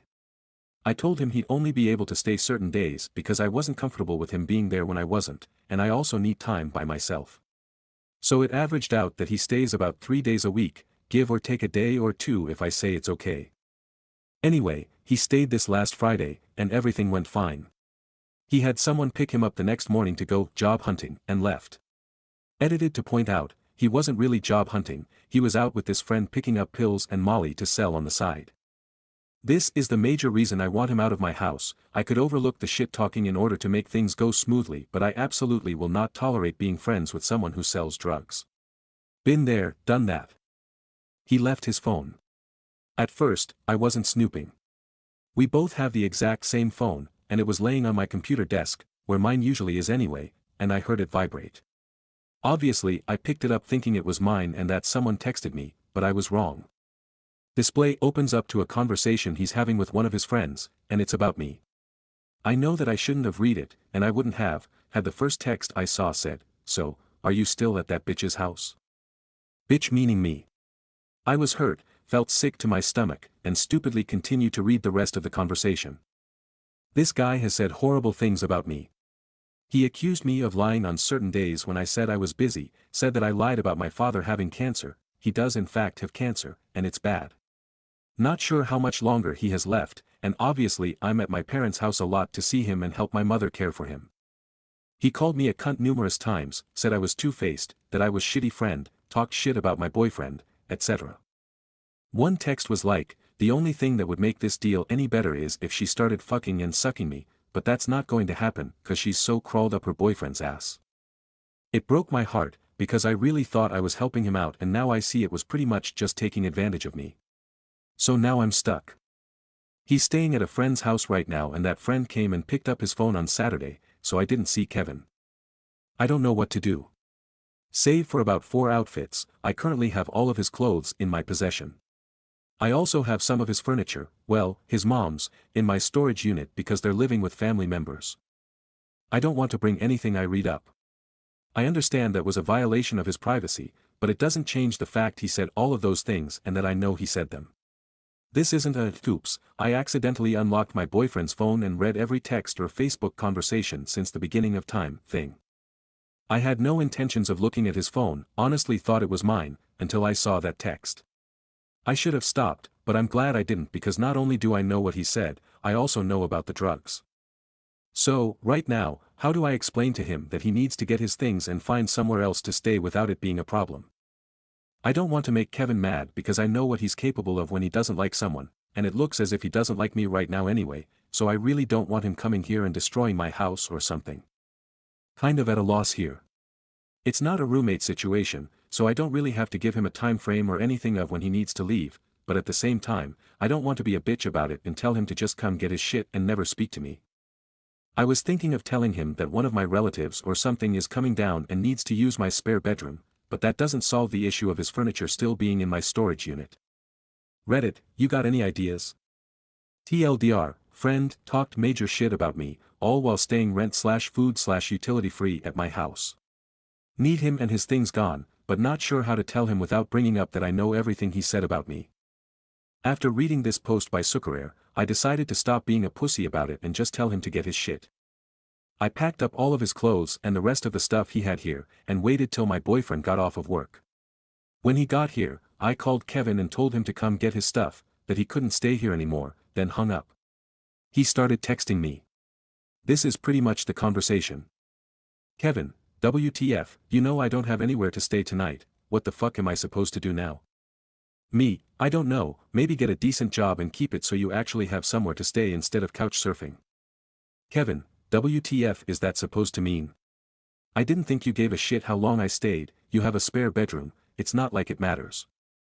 Me, yes, I have a spare bedroom. I, meaning mine. The spare bedroom in my house, that I went to college, and got a decent job, and saved up money to afford buying. I didn't buy it so my friends could crash in it and live here rent-free. Kevin, fine, be like that. That's a really fucked up and bitchy thing to do. I'll have my shit in a few hours, I'm busy right now. So. It ends up being around 1 a.m., and still haven't heard from him, and my boyfriend is getting pissed. Boyfriend calls him up and says, look, you have 15 minutes to get here and get your stuff or it's going out by the road. Get another text from Kevin, calling my boyfriend a douche and that I do whatever my boyfriend says, and then, that's why you're kicking me out, you don't give a shit, you're doing it because Josh told you to. Obviously that isn't true, my boyfriend doesn't care who stays at my house, and he's never been mean or anything to Kevin. I don't text him back, and about 20 minutes later, Kevin and 2 of his friends show up. They all get out of the car and start to come in, and my boyfriend just blocked the doorway and tells them that they're not coming in, and that his stuff is already packed up. Kevin comes in, grabs his laundry basket of clothes, and starts handing off his stuff to the guys from the doorway. Before Kevin leaves, he turns around to me and is like, this is really fucking bullshit, I thought we were friends. I just said, so did I, and shut the door. He hasn't tried to text me or call me anymore, but his mom did. She was nice, and just asked if I had some time in the next few weeks, if I could meet her at my storage unit to get the rest of her things. I have no problem with his mom, and I'm certainly not going to keep her away from her furniture, but I have no plans at all to talk to Kevin. TLDR got friend to get his shit and leave. Stories number 25. AITA for telling my GF that we should break up if she wants to kick my niece out. I am so surprised that my post blew up and so many people dropped their opinions and thoughts and still commenting on my post. I thank you all and those who were asking. I have been with my GF for 3 years. I also confess that I am in the wrong by not having a clear discussion with my GF and those who were saying my niece should not be sleeping with us. Instead I should have got her own bed or stay with until she falls asleep. I already tried that. Initially she was sleeping alone but she would wake up at night and I had to go to her and console her. She started sleeping with us because she was constantly afraid. It's trauma, she's only 14. To be honest, I don't care if she is sleeping by my side. She had only one parent, I was just a fill-in, and she lost her parents and she's an orphan now. She can sleep by me as long as it helps her. I think it's too soon to pressure her. I went to my GF and said we need to have an honest and open discussion and decide what we should do next. I apologized to her for not thinking about how she would feel, but I didn't have a choice. I had to bring my niece in. I also have to worry about all the legal paperworks, her school, my brother's assets and other paperworks. My GF said she doesn't want my niece to live with us and she has tolerated it for long enough. I said I understand, but it's kinda unfair that you would be so cruel to a child, and I expected that my partner to help me when I am going through so much legal work and care for my niece and work. I wanted your support. She said she will support me, but she doesn't want to live with a 14-year-old and care for her. Either I choose my niece or her. I explained to her that I understand your frustration and as much as I want to choose you I cannot. You already know that I also have raised her and now she has lost her father, only I can help her. She has nowhere else to go except my old parents, but they can barely help themselves. She started crying and said I am not her first priority. I said I am sorry but I have no choice. I have been in her life ever since she was born. Not only am I attached to her, I am also related to her by blood. Now that her father is no more, she's mine and I have become a parent. It's difficult but I have no other choice. My GF packed her bag and she left. Before leaving she said we should take our time and think this through and see if we can overcome this. We both decided that we will stay in contact and discuss in future. When my niece came back from school she asked where my GF is. I said she went to her parents. My niece started crying and started blaming herself. She said she is the reason why my life is falling apart and she doesn't have any parents. I guess she picked it up after my GF gave her silent treatment. I comforted her and said that it's not her fault and as long as I am with her she doesn't have to worry about anything. She's going to stay with me from now on. She calmed down and I took her out to her favorite restaurant, but I don't feel good at all. I am happy that I choose my niece over everything else, but I also lost my love, which makes me so fucking angry and sad. Stories number 26. Me, 34/F, and my husband, 39/M, cannot agree on what constitutes acceptable behavior. Now we're married, 5 years, with a child, 3. Unbiased input needed. The specific event which spurred this post. End of September I booked a Christmas event for us to take our son to today, December 21st. It had been in our joint calendar since then. At the end of November my husband organized his boss leaving party for yesterday, December 20th, and it has also been in the joint calendar. During the evening last night I text husband reminding him of the event tomorrow so to not get so drunk that he feels rough in the morning. Husband comes home late last night, making a racket. Is vomiting at 3 a.m., and come morning he is too hungover to do anything. I call in Super Granddad as a replacement for the event. My take: I'm upset and disappointed. This is not the first time something like this has happened. I honestly don't think it's acceptable behavior to be going out and getting SHT-faced any time when you have a young child, but especially not when you have an activity as a family planned for the next day. I think when you have a child, your behavior should change and you should put them first, above your own enjoyment, even if that means sacrificing some special events. His take: I'm being unreasonable. It wasn't just a random night out, it was a leaving party, everyone was drinking. We have other Christmas events planned so it doesn't matter that he missed this one. Just because he chooses to go out and have fun, aka drink, with his mates, it doesn't mean he doesn't put us first. My family and friends agree with me that it's reasonable to be upset. But they are my family and friends, right? Would like some unbiased opinions. Thanks, kind folk. Stories number 27. AITA for slapping my brother's fiancée in the face. Hi Reddit, I've never made a post here before, but I am in need of some advice on what to do. Warning: this is long. I, 21F, have an older brother, 35M. We are half siblings and my mom had my brother very young. My brother, let's call him Tim, has 2 kids. Mary, 7F, and James, 5M. Their mother died 3 years ago. I loved Tim's wife, Janie. She was like a sister to me and I miss her dearly. I know Tim and the kids do as well, all fake names. My brother moved out to Colorado, where I am currently a junior in college, for a job opportunity in Denver. My school is about a 45-minute to an hour drive away from their place, so I see them often. Mary comes to my college house to hang out with me and my friends. We do spa nights with her and all the girly things she's been missing since her mom passed. My boyfriend and James often play video games together during the spa nights. One of my roommates has a dog, so the boys also play with him and take him on walks. In the past the kids would come over once a month, maybe less, so Tim can get a little break. That's how it's been since my freshman year. However, in the end of last school year, around March, about 10 months ago, Tim met someone. Let's call her Meg. Meg is also 35 and has 3 kids, all girls and around 5 to 9 years old, I'm not exactly sure. At first I was very happy for Tim and thought this would be great for Mary and James as well. I thought surely this woman, Meg, would make an effort to include my niece and nephew. Tim and Meg dated for a while before introducing each other to their kids. This introduction happened in July. I was in Europe with my boyfriend for around 2 months over the summer, so I didn't know exactly what was doing on. When I returned in August for school, Mary and James' visits to me became very frequent. Like once a week, which is honestly a lot for me because I'm in school and have a pretty busy social life. But I love my niece and nephew, so I was fine with it at first. I still hadn't met Meg at this point. But then, one night in September, Tim dropped both kids off at my door and just left. This was so unlike him. He didn't check with me if they could come.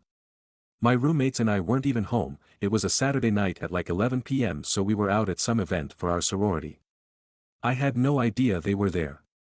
One of my boyfriend's roommates, they live across the street from my house, saw James and Mary sitting on my front porch and brought them to his house, my boyfriend's house. He made them pasta because apparently they said they were starving, and watched a movie with them until my boyfriend came home. My phone was dead. My boyfriend called one of my roommates and told me what was going on. I rushed home to get them. On my home I looked at my Ring camera on my roommate's phone and they were sitting outside for an hour. Until midnight. They probably would have been sitting out there until 2 in the morning if my neighbor hadn't noticed them. When I got there they were in tears saying that their daddy was mad at them because they didn't like Meg. My roommate and I comforted them and put them to sleep in my bed. I profusely thanked my neighbor and then decided to call their dad. I was livid. Tim didn't answer any of my calls or texts. The next morning he responded and said he wanted to spend the night at Meg's and the kids couldn't come. I guess her kids were at their dad's. I explained that he cannot just drop them with me at any time. I love them but I am not their parent, not to mention, that was completely unsafe. He apologized and came to get them and we moved on. After this things were fine for a while. I finally met Meg and her kids in October. Tim, Mary, James, Meg and her kids came to a football game at my school. I quickly noticed there was tension between Meg and my niece and nephew. She barely acknowledged them and seemed annoyed when they talked to her. Her kids were fine though, well-behaved and very sweet to James and Mary. But Meg was honestly a complete B************. She was not excited to meet me at all. She barely talked to me, my boyfriend, or our friends. She clung to my brother the entire time and gave me dirty looks every time I tried to talk to him. Everyone noticed this. I didn't care if she was rude to me, but I could tell it bothered James and Mary. The rest of the day was fine. They sat in their sections and I went to the student section and didn't see them the rest of the night. This was the end of October, and there was about 3 weeks where I didn't see the kids after this.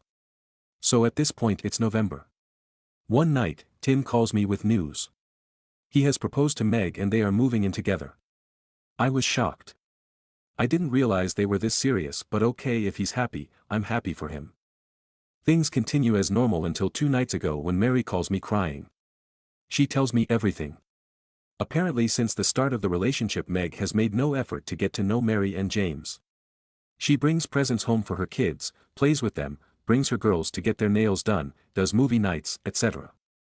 My brother has been included in these things, but Mary said James and her usually have to stay in their room during family time. Meg had moved into Tim's place. It's a huge house, 5 bedrooms. My brother and Meg also made James and Mary share a room, when they used to have their own, so Meg's girls could each have their own room. I was pissed to say the least. I got in my car with my boyfriend and drove over there. I didn't even knock, I walked right in. They were all in the kitchen, besides Mary and James. Tim was confused why I was there, but I wasted no time. I started asking where my niece and nephew were. Tim said they were in their room. I sort of blacked out what happened because I was so angry, but my boyfriend filled me in. This is probably where I'm the asshole.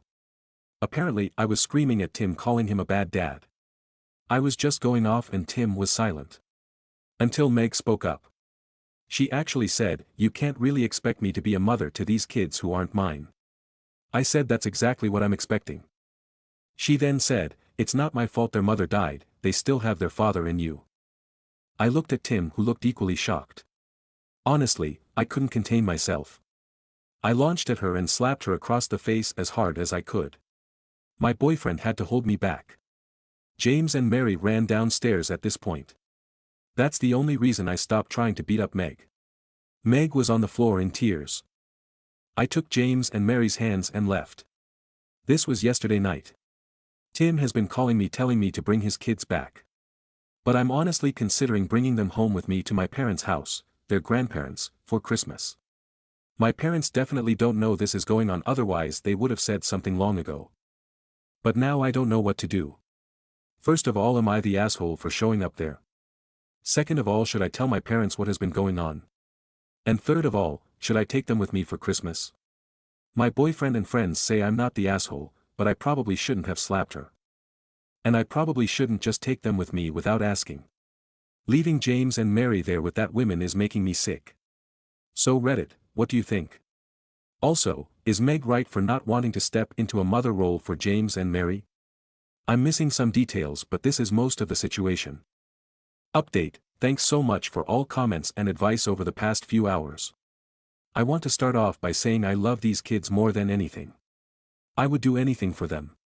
Unfortunately, I'm only 21 and I'm a server/bartender at a local restaurant. After rent and dues, I don't have enough money, or time, to be a proper parent to my niece and nephew, so I can't take them permanently. If I could, I would. But I'm not financially able to give them everything they need right now. But I love their mom, and will do everything to make sure her kids always have someone in their corner. Something I forgot to mention in the original post: I hadn't been to my brother's house for a while. When I got there it was completely redecorated. New furniture, decorations, even paint color. Fine, Meg moved in and wanted to redecorate. But almost all the photos of Janie were removed. There was still one or two of just Janie and the kids, but every family photo of my brother, Janie, and the kids was gone. There was a large family photo of them in the living room that was replaced by a photo of Meg and Tim. Neither of their kids were in the photo. Maybe it's not that big of a deal, but it made me go from angry to absolutely livid.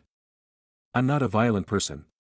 But I was so overcome with emotion, and honestly my heart was broken for my niece and nephew, I just couldn't control myself.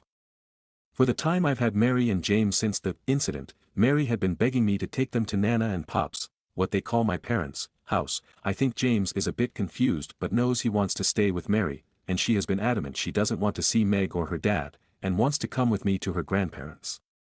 Okay, now for the update. I took a lot of y'all's advice and called my parents.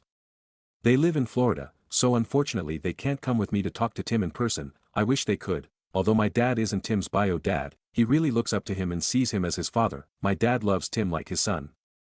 I told them the entire story, including the slap and me taking the kids. My mom was in tears by the end and my dad was pissed. They love their grandchildren. They knew Tim was getting married but they haven't met Meg yet, and had no idea she was such a heartless C***, my mom's words lol. They called Tim, and told him he either needs to go over to my house without Meg and have a calm conversation with me, or they are going to try and get custody of Mary of James. Or sue for custody, I don't know what they said. But, Tim called me. He asked to come over and talk. My boyfriend and friends are taking the kids to ice cream and the movies. So they will be out of the house.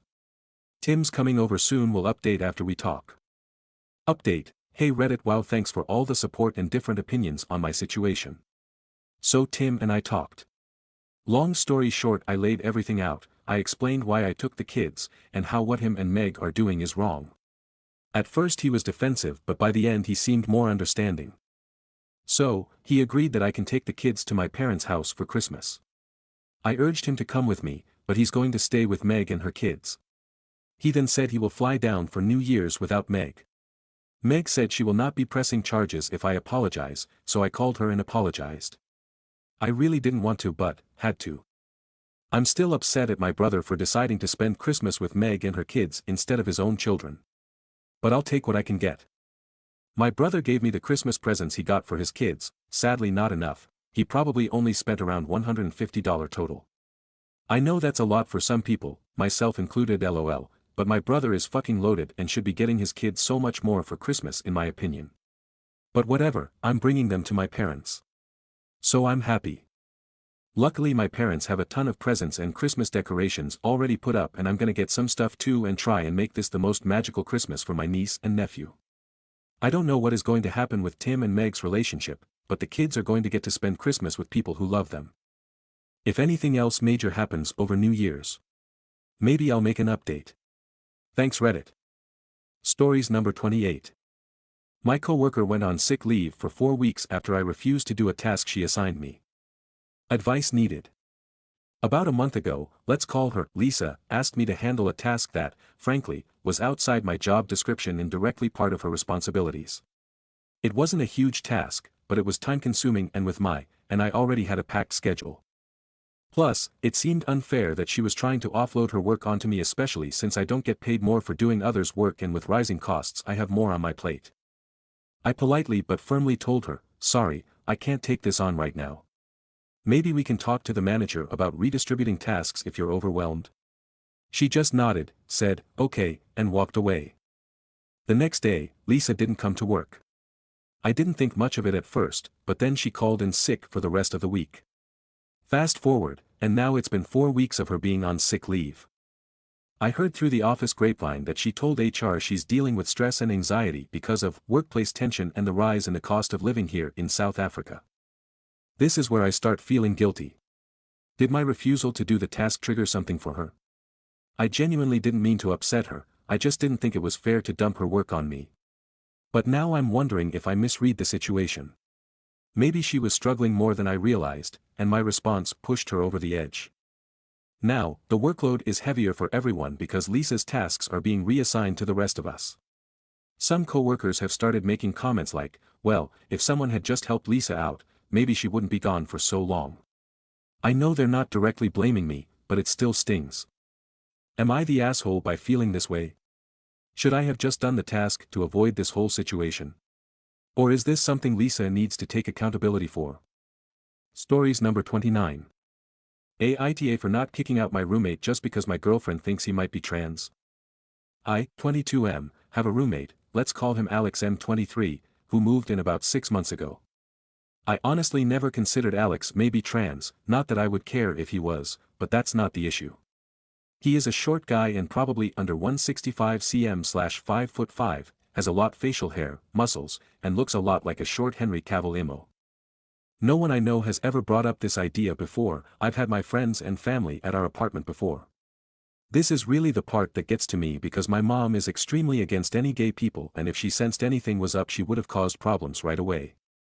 Alex and I get along, we're polite but not really friends, he's quiet but super polite, always pays rent on time, helps with chores, and even shares his cooking with me.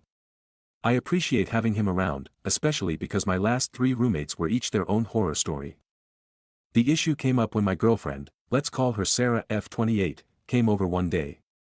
Alex was shirtless, to clarify I forgot to tell Alex that she was coming over, and she noticed the scars on his chest. After that she was quiet and short with me her entire stay there. When she got home, she blew up my phone, asking why I had a female living with me. I was confused and asked what she was on about.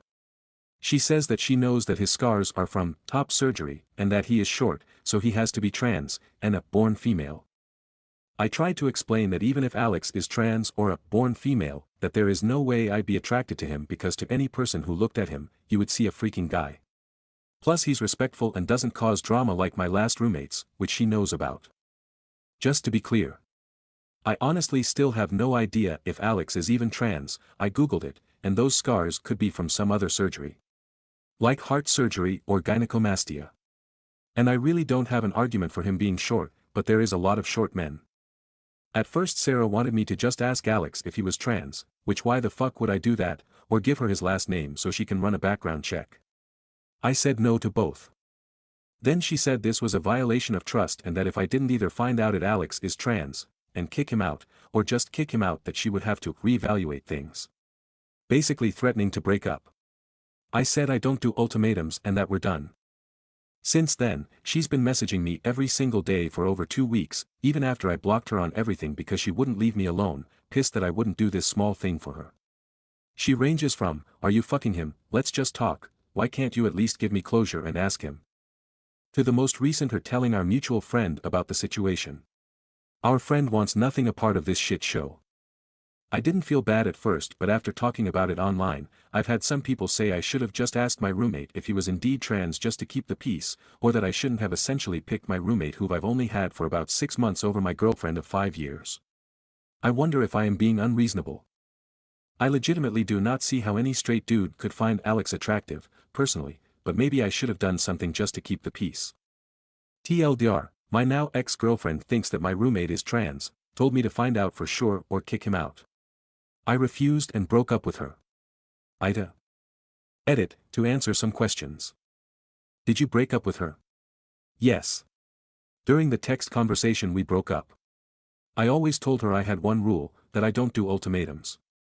If she were to say, choose X for me, that I would leave. I put up with a lot of shit verbal and physical, but I don't put up with that kind of BS. Ages? I was 17 and she was 22/23 when we got together. It's been a long time so I'd have to look back to make sure. But yeah, I was for sure 17. We got together the day I turned 17, our anniversary is my birthday. We couldn't get together before then because of the age of consent in my state, which I get now is really fucked up. I don't know if it helps, but we have known each other our entire lives. My mom is her mom's best friend. When my mom worked, I would go over to Sarah's mom's house so I wasn't alone. We started talking and flirting when I was about 15 or 16 but didn't cross any physical lines until I turned 17 because I didn't want her to get arrested. I get that sounds bad. I really do. But at the time I didn't see it as bad. Just in case it is asked, our moms encouraged it. Why would you want to be with someone like that? I really don't. I didn't realize it was transphobia until some people here talked to me about it. I thought it was just her being jealous. But I get how fucked up it is now. Please understand I live in the Bible Belt, I didn't even know trans people existed until I was 16. My personal thoughts is that I don't see a problem with people being trans and transitioning, I think at the end of the day it isn't my business. Is Alex trans? I have no clue. He could be, but he could have also had breast cancer, gyno, heart, lung, or any kind of other surgery. I used a photo from Google/Reddit because this whole time I personally thought he had gyno or something. But it's not my business. Is Alex safe? I'll talk to him when I get home and then talk to my landlord. I will change my gate code and also have her removed from the allowed guests list and also ask my landlord to not let her in personally. She hasn't been too violent of a person in the past but I also didn't know she was this insane in the past either. Was there abuse? I feel like this has been kinda implied in some questions. I don't know. Has she insulted me? Yes. Has she been physical? Yes. But nothing crazy. Slapping, pushing, shoving, but never anything like punching or drawing blood. Why use CM if you're American? I was born and raised American.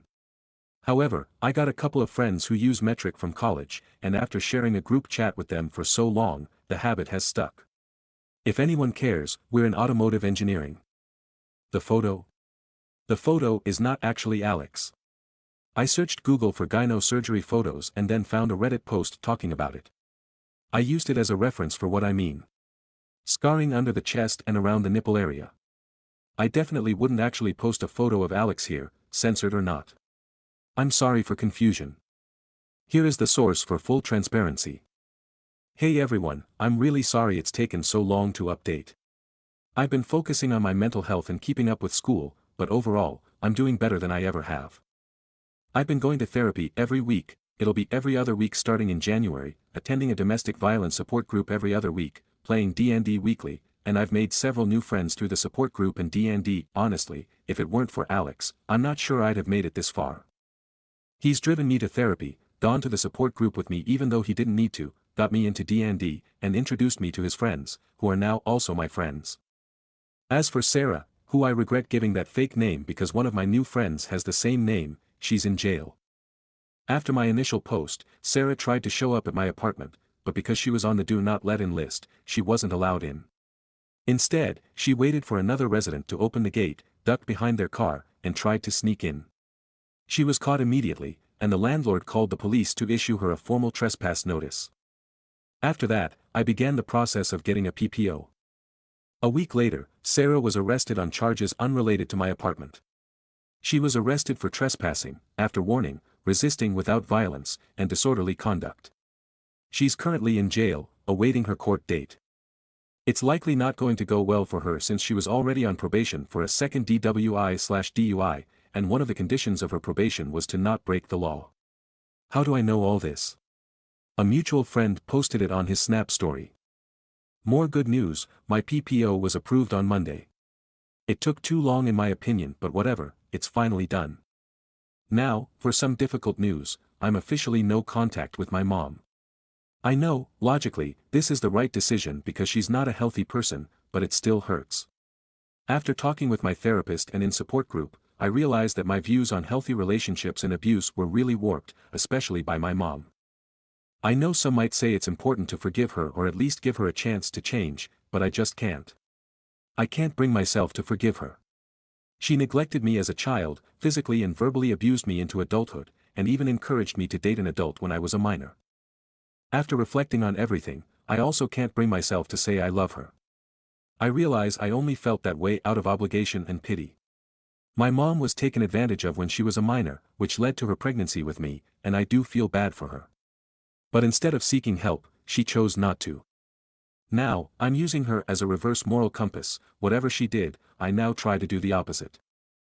This Christmas, I'm spending time with Alex and his family, which I guess is now also my family.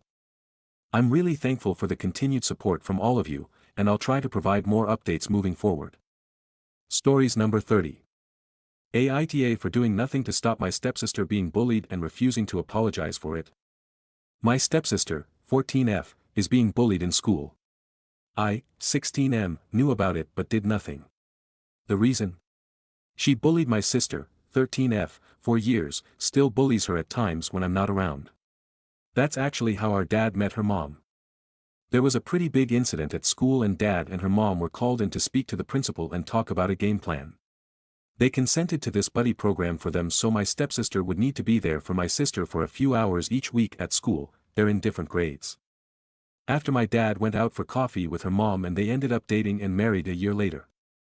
My sister started getting bullied in first grade and the bullying got worse when our mom lost all custody of us.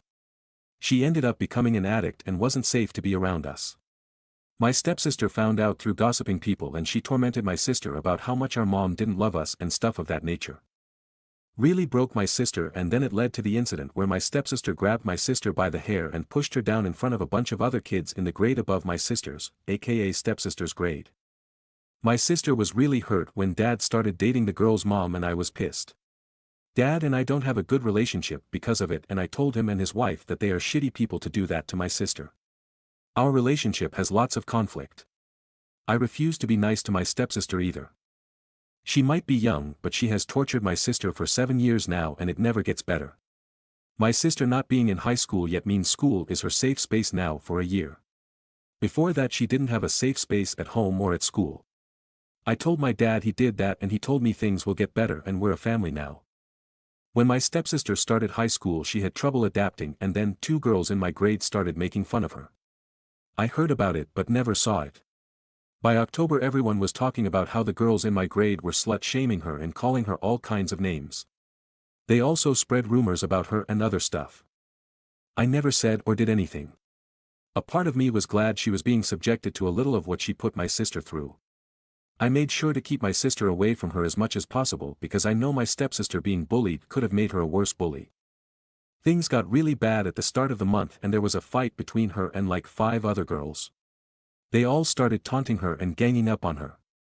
After the incident her mom was called and my dad and her mom found out more. They were in and out of the school for a couple of weeks, and last week they were told it was the talk of the school. Which made Dad confront me about not doing anything. I told him I would never help her. I help my sister. Not her bully. I told him I don't give a fuck what happens to that other girl, and I'm doing what he should have done and taken my sister's side and not expected her to play family with that brat. Dad lectured me about it and I ignored him, and because I wasn't apologizing for it, the two of them lectured me more about not doing better and not apologizing. Stories number 31. AITA for calling to check on my wife while she is out late. The other night, I took my kids to a holiday party that my wife didn't want to attend. No issue from me, I supported her not going. She texted me around 7 p.m. that she went to the mall and ran into an old, female, friend. They were going to grab a drink together. I said that was great and told her to have fun. Fast forward, it's midnight and she isn't home yet. I'm having a hard time falling asleep, so I call her just to make sure she is okay and having a good time. She doesn't answer. I don't leave a VM, I don't call her back, no TXT, I just leave it alone. She comes home around 1 a.m. and is furious at me. She says things like I stole this night out from her and she doesn't owe me anything. She says it is weird that I needed to call her and I shouldn't be checking in on her when she is out. We have been married 15 years and obviously have marriage issues to work out, but I am having a hard time understanding why a phone call at midnight was so upsetting to her.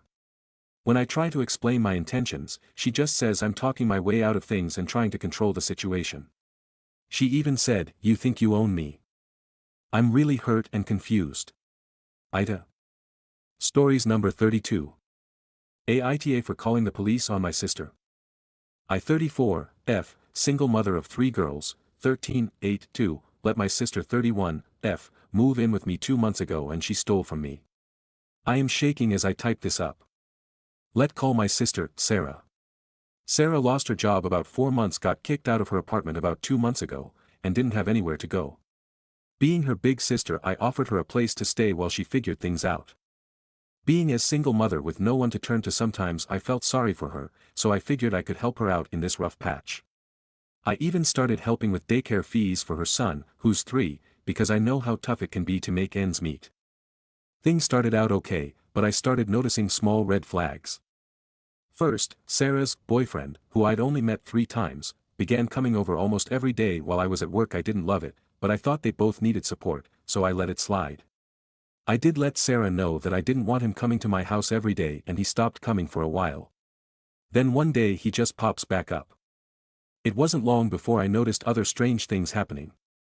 At first I thought I was tripping. Like little stuff would be moved in my bedroom or my bathroom would have stuff missing. At first I thought it was my daughters, but the stuff that was touched or missing they either don't use or have their own.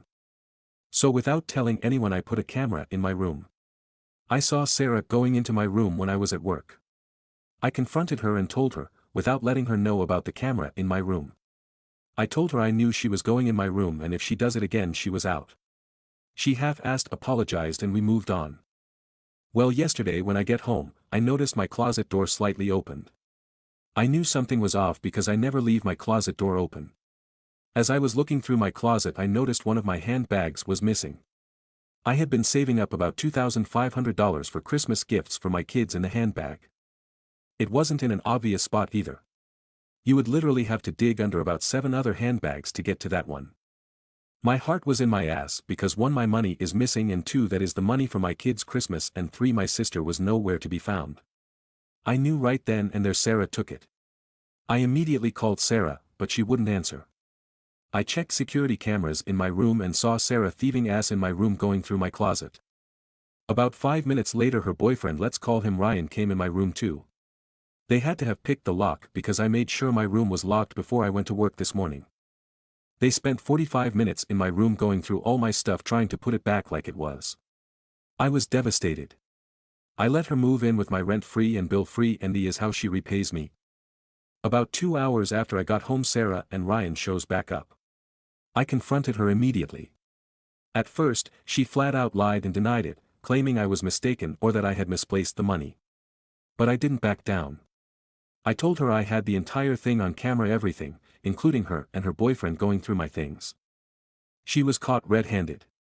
I told her she had until the end of the day to return the money, or I'd be pressing charges. She started freaking out, saying I was being unreasonable. I really wanted to put my hands on her, but I have too much to lose. She even tried to drag our dad and her mom into the situation, calling them to intervene on her behalf. But I wasn't having it. I told them both to stay out of it, that I was handling it my way, and they had no right to defend her when she was clearly in the wrong. And if they want to defend her, they can give me the $2,500 back. That shut them right on up.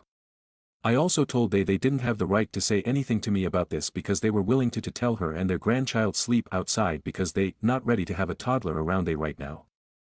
By 8 p.m., she still hadn't given me the money back, and I had no choice but to call the police. I filed a report and gave them the footage. By the time the police got there, Sarah and her Ryan had jumped in his car and left. They're both on the run now, and no one knows where they are. I'm sure she's trying to hide, but I have no idea if they'll even come back or if I'll get my money back. I'm still in shock. I've always tried to help her, and this is how she repays me. I can never trust her again, and right now, I don't even know if I want her in my life anymore. It's one thing to make mistakes, but to steal from family when I've been helping you? It feels like a betrayal on a whole new level. So here I am, dealing with the aftermath, and I'm wondering, should I have handled this differently? I really wanted to hurt her, and the only reason I didn't was because of my daughters. Even though they are not with me, I still don't want to miss up there and my future. I got a call from one of my cousins and she was telling me that she was on my side, but she also told me that my dad and his wife called her mom trying to talk junk about me and my auntie shut is down. She apparently told my dad that him and his wife created the Mr. My sister is because they never said no and gave her any and everything she wanted. I love my aunt for sticking up for me. I'm just trying to process everything, and honestly, I'm struggling to figure out what comes next. So Reddit AITA for calling the police on my sister. Hey everyone. First off, I would like to thank everyone for the kind words and support. It really means a lot to me. So, again, thank you. To the people saying it is my fault, you can go to hell. That just shows me that you will steal from anyone at any time if given the opportunity. So, for the update. Bear with me. I worked my overnight last night and barely got any rest today because of this situation. So when I got off work this morning, I really didn't feel like going upstairs to my room, so I laid on the couch. Around 10:30 I heard someone at my front door. When I opened the door, it was sister looking stupid. When I realized who it was, I punched her right in the face. She tried to run, but I grabbed her and pulled her inside of my house. She was alone. I asked her where was my nephew and she tells me that he is with her childhood best friend. I will call her Alex. I didn't believe her, so I made her call Alex so I could see, and he was. Thank God he is with Alex because Alex is an angel. I asked my sister where my money was and she said gone. I said I know that, but where did it go? This idiot looked me in my eyes and told me that she and Ryan spend the money DoorDash, going out to eat, and Mary Jane. I just stood there and looked at her. She didn't say anything, and I know she thought I was going to punch her again because every time I moved she would flinch. After what felt like hours of me staring at her, I called her a dumb bitch. I told her she needed to explain herself. What pisses me off is she wasn't even looking for the money. She was looking for my handgun. She told me that Ryan had convinced her to go to her old job and get revenge for firing her. I told her she was a dummy for going along with that play. I then asked her why did she get fired, because she told us her job had to lay off people due to the drop in business. It is a small business and a local family-owned grocery store. Well, come to find out, her and 4 other employees decided that they didn't want the 15% employee discount they were getting and the $19.50 they were getting paid. They wanted free merchandise and free money for the registers. My jaw hit the floor. Her old employer told her if she paid back the money she took he would press charges. I asked her how much she took and it was about $690, but I think it was way more. Ryan didn't like the idea of her getting ripped off and came up with his plan. She knew I had a handgun. She didn't know that I take it with me everywhere I go because I have my concealed carry license. While she is taking to me, I'm recording the whole time. She then tells me the reason she got kicked out was because she told her landlord that if he didn't let Ryan stay with her and not be on the lease, she was going to get a bunch of people to bet him up. The landlord filed a police report and had her evicted 10 days after. But what really pissed me off is she told me the whole time she was on the run, she never once checked up on her son. She said Ryan doesn't want him around, so that is why she took him to Alex. At that point I snapped. Everything from her stealing from me to her abandoning her son just came out. I have never yelled and cursed at no one like that before. I really let her have it. She started crying, but I couldn't care less.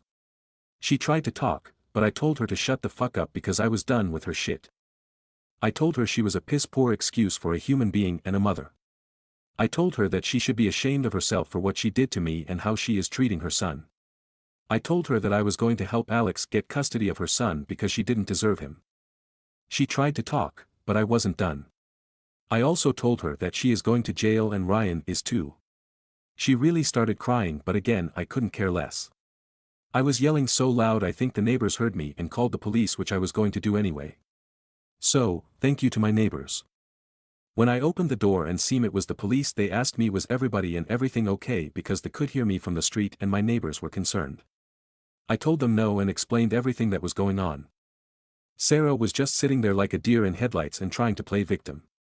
She told the police that I gave her the money. I wanted to jump on her right then and there. I told the police that the previous officers had the footage of her and Ryan going through my stuff. One of the officers ran her name and seen she had a warrant for her arrest and put her in handcuffs. They took Sarah outside and was searching her. The police pulled some money out her pocket and she told them to give it to me. This stupid bitch wanted them to give me $24.76. Yes, I counted it. I told them to keep it because she is going to need it.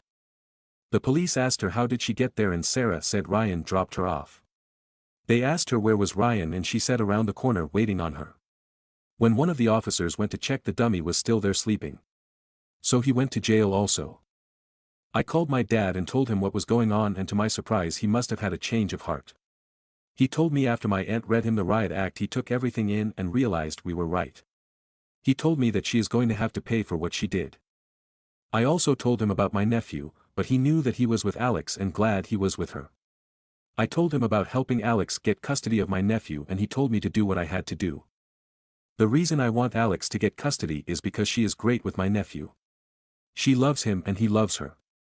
He also is happier when he is with Alex. Even when she would visit Sarah, my nephew wouldn't leave Alex's side. She also, if anything ever happened to my sister, she would take my nephew with no problems. Sarah's mom is pissed at me because I will not drop the charges, and I gave the police the recording of her telling me the plan she really had because it added more charges. I told her if she was good mother and raised Sarah right we would be going through this. She called me a bitch and hung up. I blocked her. She can deal with Sarah and pay for lawyers. I will make sure I'm at every court date for Sarah and Ryan if possible. I don't want neither one of them getting out anytime soon. Well, this is my update so far, and if anything else happens I will let y'all know. Thank y'all again for the support and kind words. Stories number 33. AITA for reporting my neighbor to child services after witnessing them abuse their two little children. I, 32F, live in a quiet suburban neighborhood, and overall, things are pretty peaceful. Most of my neighbors are nice enough, but I don't really know anyone all that well. One family that lives next door has two young kids, Max, 12, and Lily, 10, and their parents seem like regular folks. I've talked to them a few times, but we're not exactly close. Last week, though, something happened that I can't get out of my head, and now I'm questioning if I did the right thing. It was a Saturday afternoon, and I was in my backyard doing some gardening when I heard loud yelling coming from next door. At first, I thought it was just one of those normal arguments you hear sometimes, you know. Maybe a parent telling the kids to clean up or something like that. But then I heard something that stopped me cold. Max, the older boy, started crying out, and it wasn't just a normal cry. It sounded like real distress. I couldn't make out every word, but I could hear the mom yelling at him. She was calling him stupid and worthless because he hadn't finished his lunch. She kept telling him he was useless and couldn't do anything right. I thought maybe she was just having a bad moment, but then I heard her scream, "Why are you so dumb?" I could feel my heart racing. It sounded so harsh, like she wasn't just frustrated with him, but genuinely angry. Then, I heard the dad's voice. He was yelling at Lily, the little girl. He was calling her a disappointment and telling her she would never be anything. I couldn't make out everything, but it was so cruel, and honestly, it broke my heart. I could hear them both crying, and it just didn't sit right with me. As much as I tried to shake it off, I couldn't ignore how scared they sounded. And then, I heard a loud thud, like something hitting the wall or maybe the floor, followed by Max screaming in pain. It wasn't a regular ouch or anything like that. It sounded like a real reaction to something that hurt. I don't know what happened after that, but I knew at that moment that I couldn't just let it go. I called child services immediately. I didn't know what else to do, and honestly, I was terrified for those kids. I wasn't going to go over there, especially not without knowing what could happen. I told them everything I heard about the verbal abuse, the way they were talking to the kids, and the thud I'd heard. I know it wasn't much, but it was all I had. They said they'd look into it, but obviously, they didn't give me any details. A few days later, the family moved out. I don't know if it was connected to the report or if it was just a coincidence, but I haven't seen them since. And I can't help but wonder if I did the right thing. I didn't want to get anyone in trouble or make things worse, but at the same time, I couldn't just ignore it. Some of my neighbors have been asking questions about why I called child services. A few have thanked me, saying that they've suspected something was off but didn't know how to handle it. But others have been a little more judgmental, saying I overreacted and that it wasn't my business. I'm second-guessing myself now. Did I overstep? Should I have tried talking to them first before calling anyone? I honestly don't know. I just wanted to help those kids, but now I'm wondering if I did more harm than good. So, AITA for reporting my neighbors. I'm just hoping I did the right thing, but I feel really conflicted about it all. Stories number 34. I kicked my sister out after trying to discipline my goddamn kid. Advice needed. My sister, 30F, has been staying with me, 34F, for the past month while she looks for a new apartment. She and I generally get along, but she has a very strict, old-school approach to parenting, which is the complete opposite of how I'm raising my son, 6M. The other day, my son spilled juice on the couch while we were all in the living room. I started cleaning it up, and before I could say anything to him, my sister snapped at him, saying he was being lazy and careless, and told him to go to his room as a punishment. I told her to stop, and that I'd handle it, but she kept going, saying he needed to learn responsibility and that I'm too soft on him. I got fed up and told her she has no right to discipline my child, and if she can't respect my parenting, she can't stay in my house. She packed up and left that evening, and now she's telling family members that I overreacted and humiliated her. Some of them agree with her, saying I should have just let it go since she's stressed and staying here for free. AITA for kicking her out. Stories number 35. Last weekend I, 36F, drunkenly flashed my husband's, 31M, friends and he still can't let it go. I've apologized and promised to not drink again. What more can I do? It's nearly 6 a.m. here and he has yet again woke me up at 2 a.m. to tell me how much he hates me and how disappointed he is in me. Last Saturday I went out to lunch with friends. I've probably only ever been drunk 10 times in my whole life and this is one of them. I wasn't terribly drunk but I was definitely tipsy. It was about 4 p.m. when I got home and my husband's had 2 friends round watching football with him. My phone was dying so I went to get the charger which was plugged in near the TV and I was blocking it as I struggled to reach the charger. They were playfully telling me to get out of the way and booing me when one of them said, "Move your arse, we're trying to watch the match," and I genuinely don't know what came over me as I've never done anything like this before but I turned around and pulled my top and bra down and said, "Watch these instead." I feel so embarrassed just writing that. They all sat there in shock and there was an awkward couple of seconds of silence and then I just left the room as quickly as I could, without my charger. After they left my husband came upstairs and was screaming and shouting at me that I embarrassed him, cheated on him, he hates me, he insulted my looks and age a few times which I won't repeat here. I just kept apologizing and said I'd make it up to him. The next day I again said sorry and I would leave if that's what he wanted or I'd do anything to make it up to him. He ended up writing me a list of things I had to do to make it up to him. The list was: don't drink. I can handle that as like I said I don't drink anyway. Delete his 2 friends who were round off social media. I did that. Do all the cooking and cleaning for a month. Okay. Message the girlfriends of the friends telling them what I did and apologize. I did that, neither really cared. Sleep in the spare room until he wants me back in bed with him. I've done the things he asked but every night he's woken me up shouting at me and name-calling me.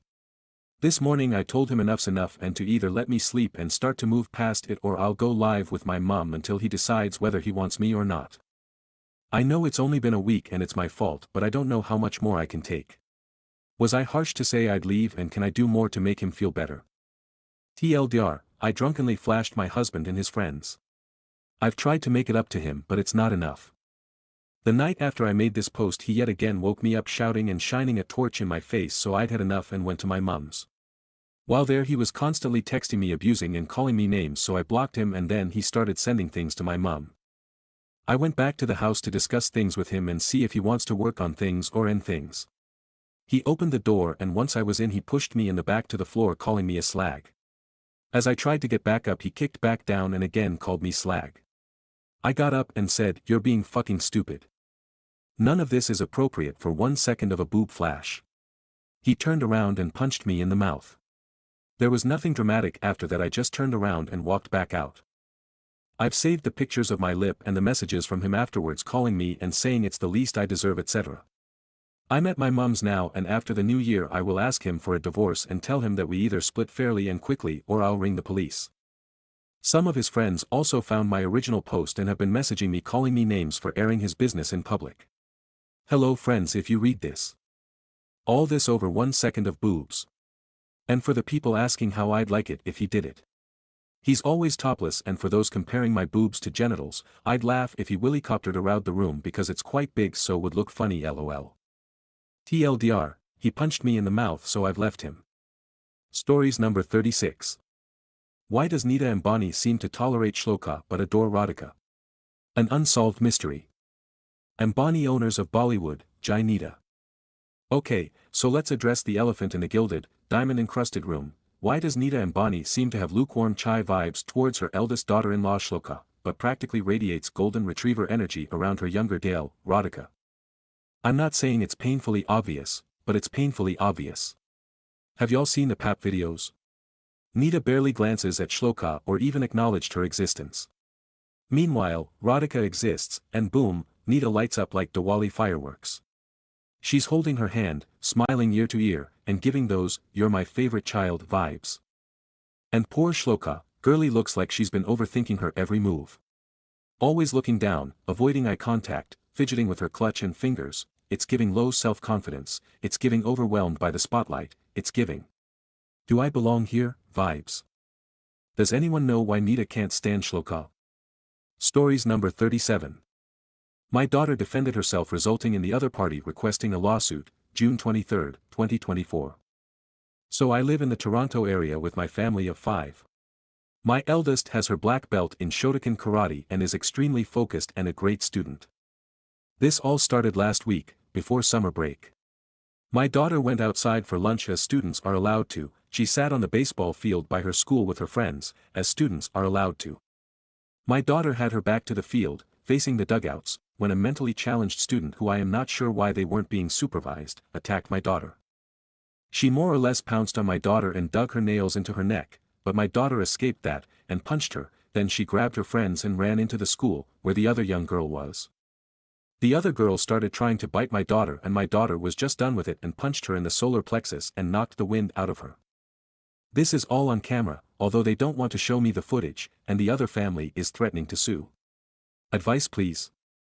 Mark, take pics and get a lawyer now.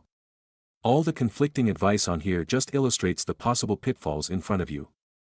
We have everything documented, and a lawyer, so I'm hoping the family can just be scared off and just leave us alone. Update, my daughter defended herself, resulting in the other party requesting a lawsuit. Last night my daughter, her friends, the girl who attacked her, and all the parents were called to the station. They asked us if we wanted to see the footage. My daughter, me, the girl who attacked her, TGWAH for short, one of my daughter's friends, and all the parents except for one. They took us in a back room and turned on some projector screen thing, and you can see my daughter is there with her friends, and TGWAH jumped onto her and pulls her hair, bites, all that, and so my daughter pushes her off and runs with her friends. The camera angle switches to where you can see both entrances to the school. Tqua goes in one, my daughter and friends go in the other. Eventually it cuts to the office camera, like in the hall outside it. My daughter and friends run into there and try to get in the office, but TGWAH beat them there. She starts screaming and scratching my daughter and friends, and bit one of her friends so bad she needed stitches. Eventually it shows my daughter punching her and grabbing her friends to go in the office. That's when it stops. I was horrified. If this child will just attack, why didn't she have 1:1 supervision? I was absolutely upset at the school for their negligence of her. That is insane to me how they got away with that. Afterwards, the officer asked if they wanted to continue, and bring me to court. The family said, no, Jesus wouldn't like that, so that is dealt with. The bigger issue now is what are my next steps to go after the school board. I want my daughter to feel safe when she goes to school, not keeping her head on a swivel in fear of somebody jumping out and attacking her. How can I make sure this doesn't happen again? Lostress 21, I would get a personal injury lawyer to draft a demand letter to the school board and administration. That's really the only way they will take you seriously. This student should not be alone if she can violently attack students randomly.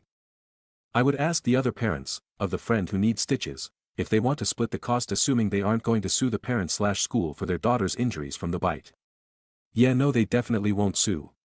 They're the type to give everyone second chance. Sausage_fingers, how old are these children? Stories number 38. I told my very Christian father that I was atheist. We had a 3-hour debate between evolution and creationism. At the start, he was shocked and was mildly upset and started to fight me on my beliefs. He started with arguing against evolution, and would use analogies to prove the creationist belief correct. One tactic he used was to get me to say that everything was created, so therefore there was a creator. This was done by asking me if my chair was created, then when I responded yes, he would then say that the chair didn't come out of nowhere. He used this to say that a greater power, like a scientist, told me about DNA and how it was created, therefore there is a creator there and for the universe.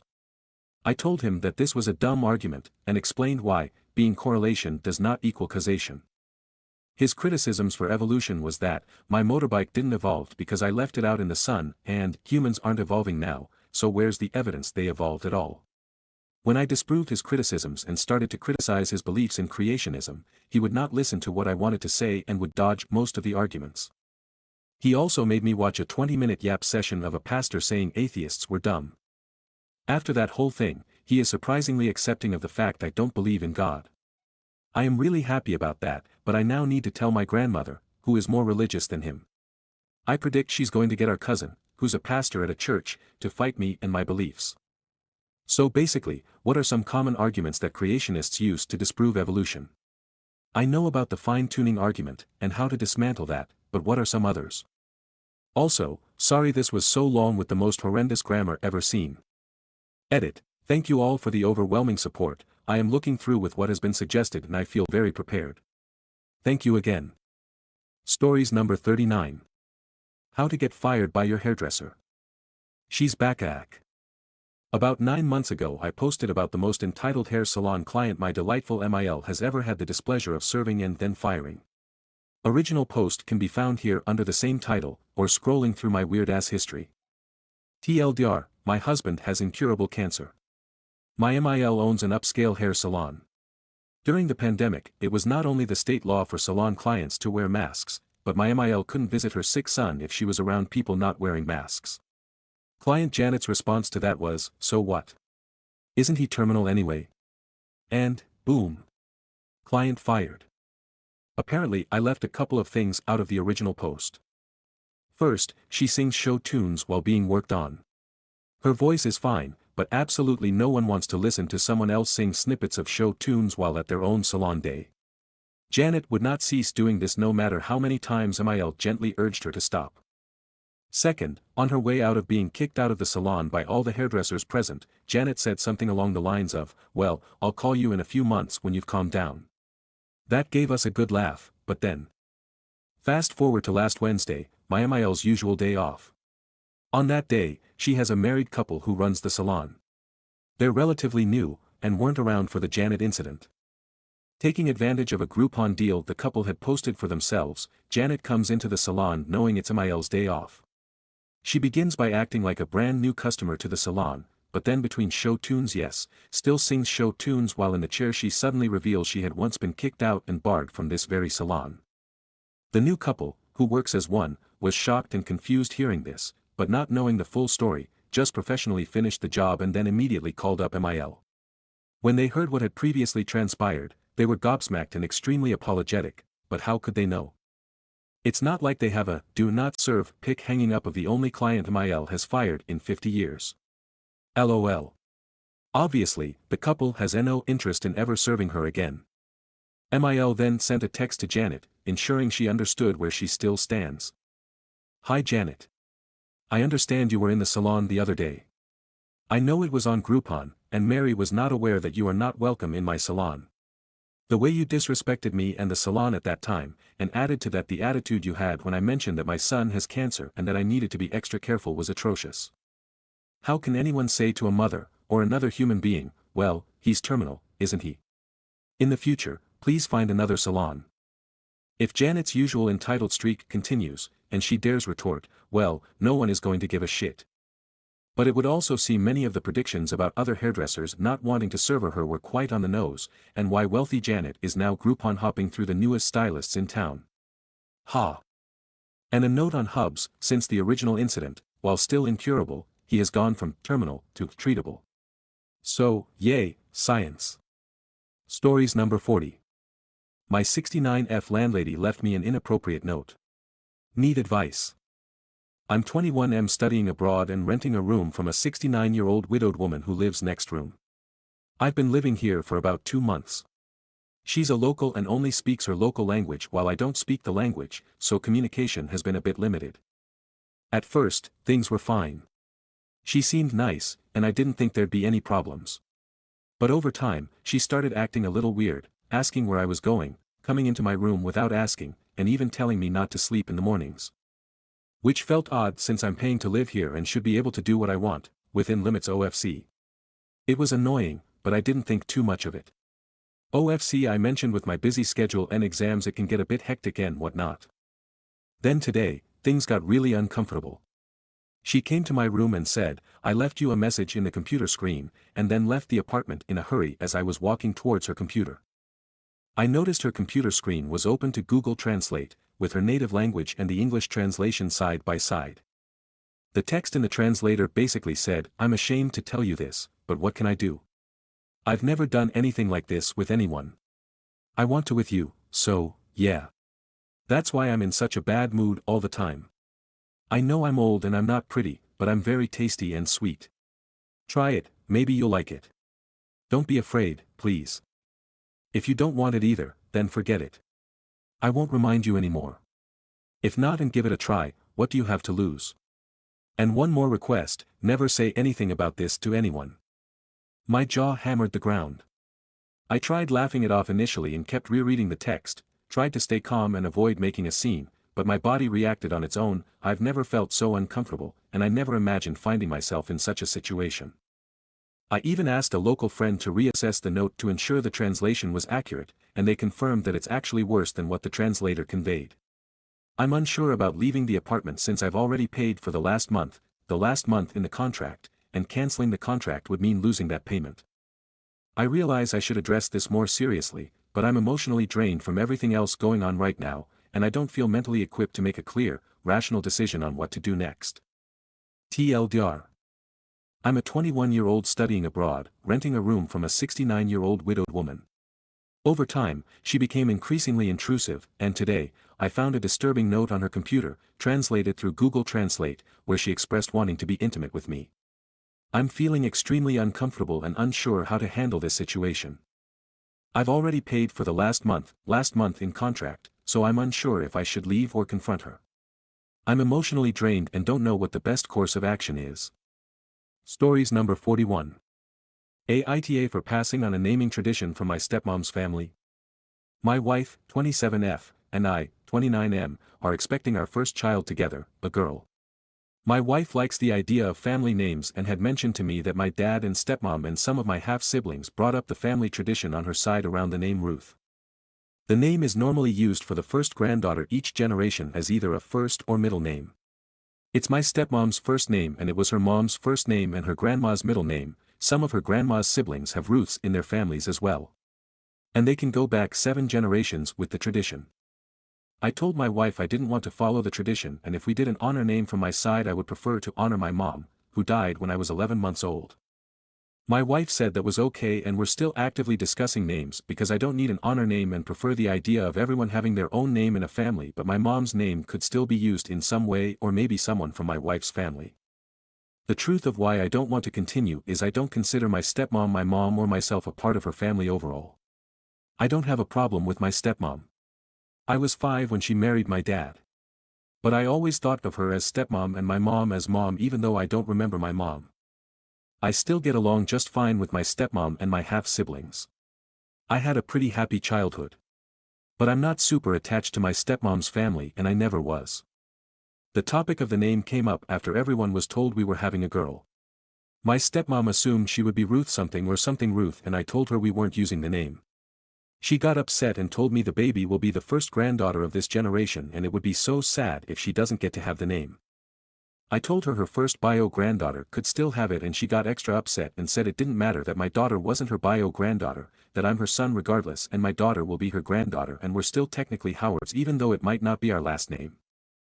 I told her I understood she felt that way, but we didn't want to use the name. My dad told me I should use it and call my daughter by a nickname. He said I'll break my stepmom's heart even more if I refuse this. 2 of my half-siblings pounced on me about it too.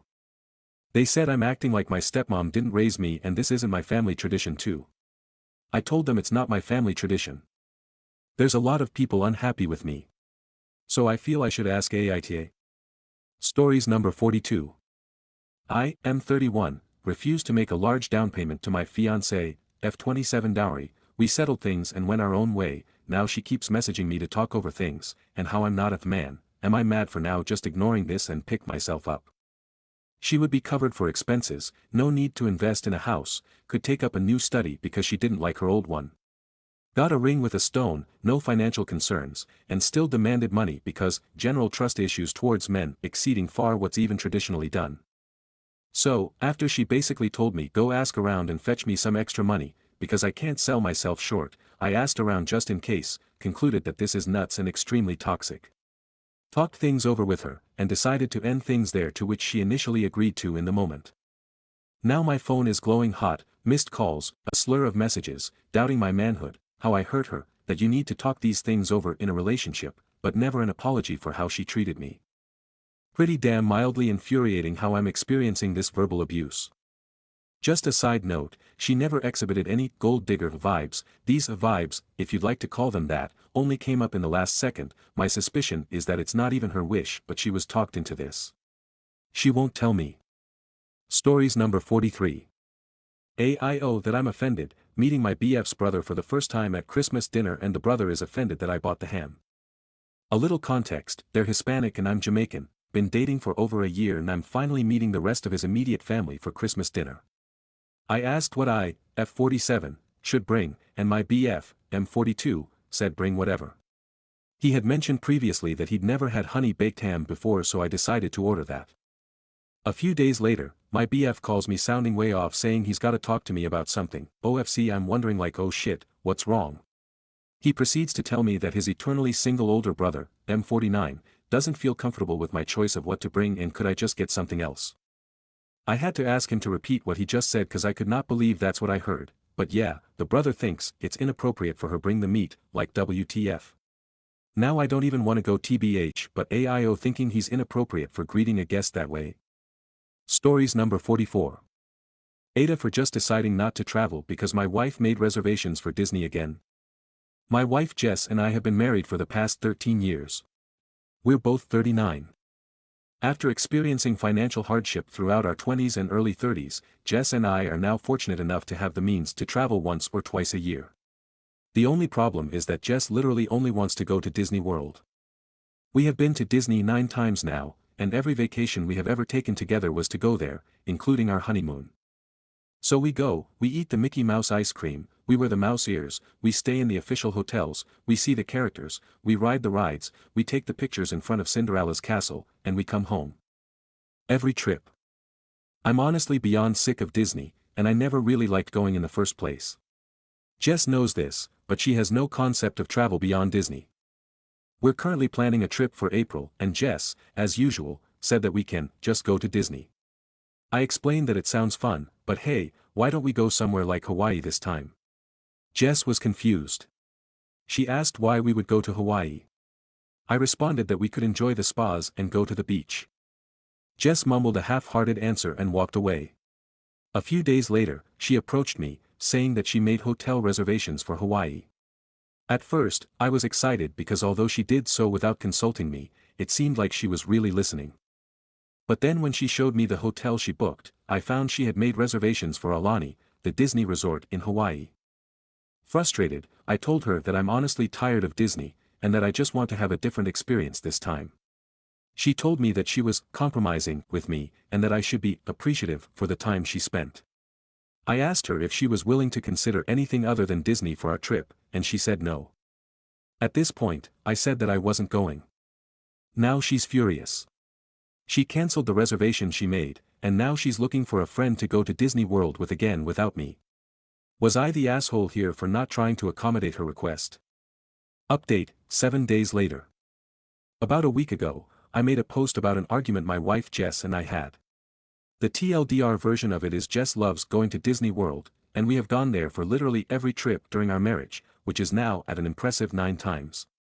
When I asked Jess if we could go somewhere like Hawaii, she suggested Aulani, the Disney resort, and I dismissed the idea immediately.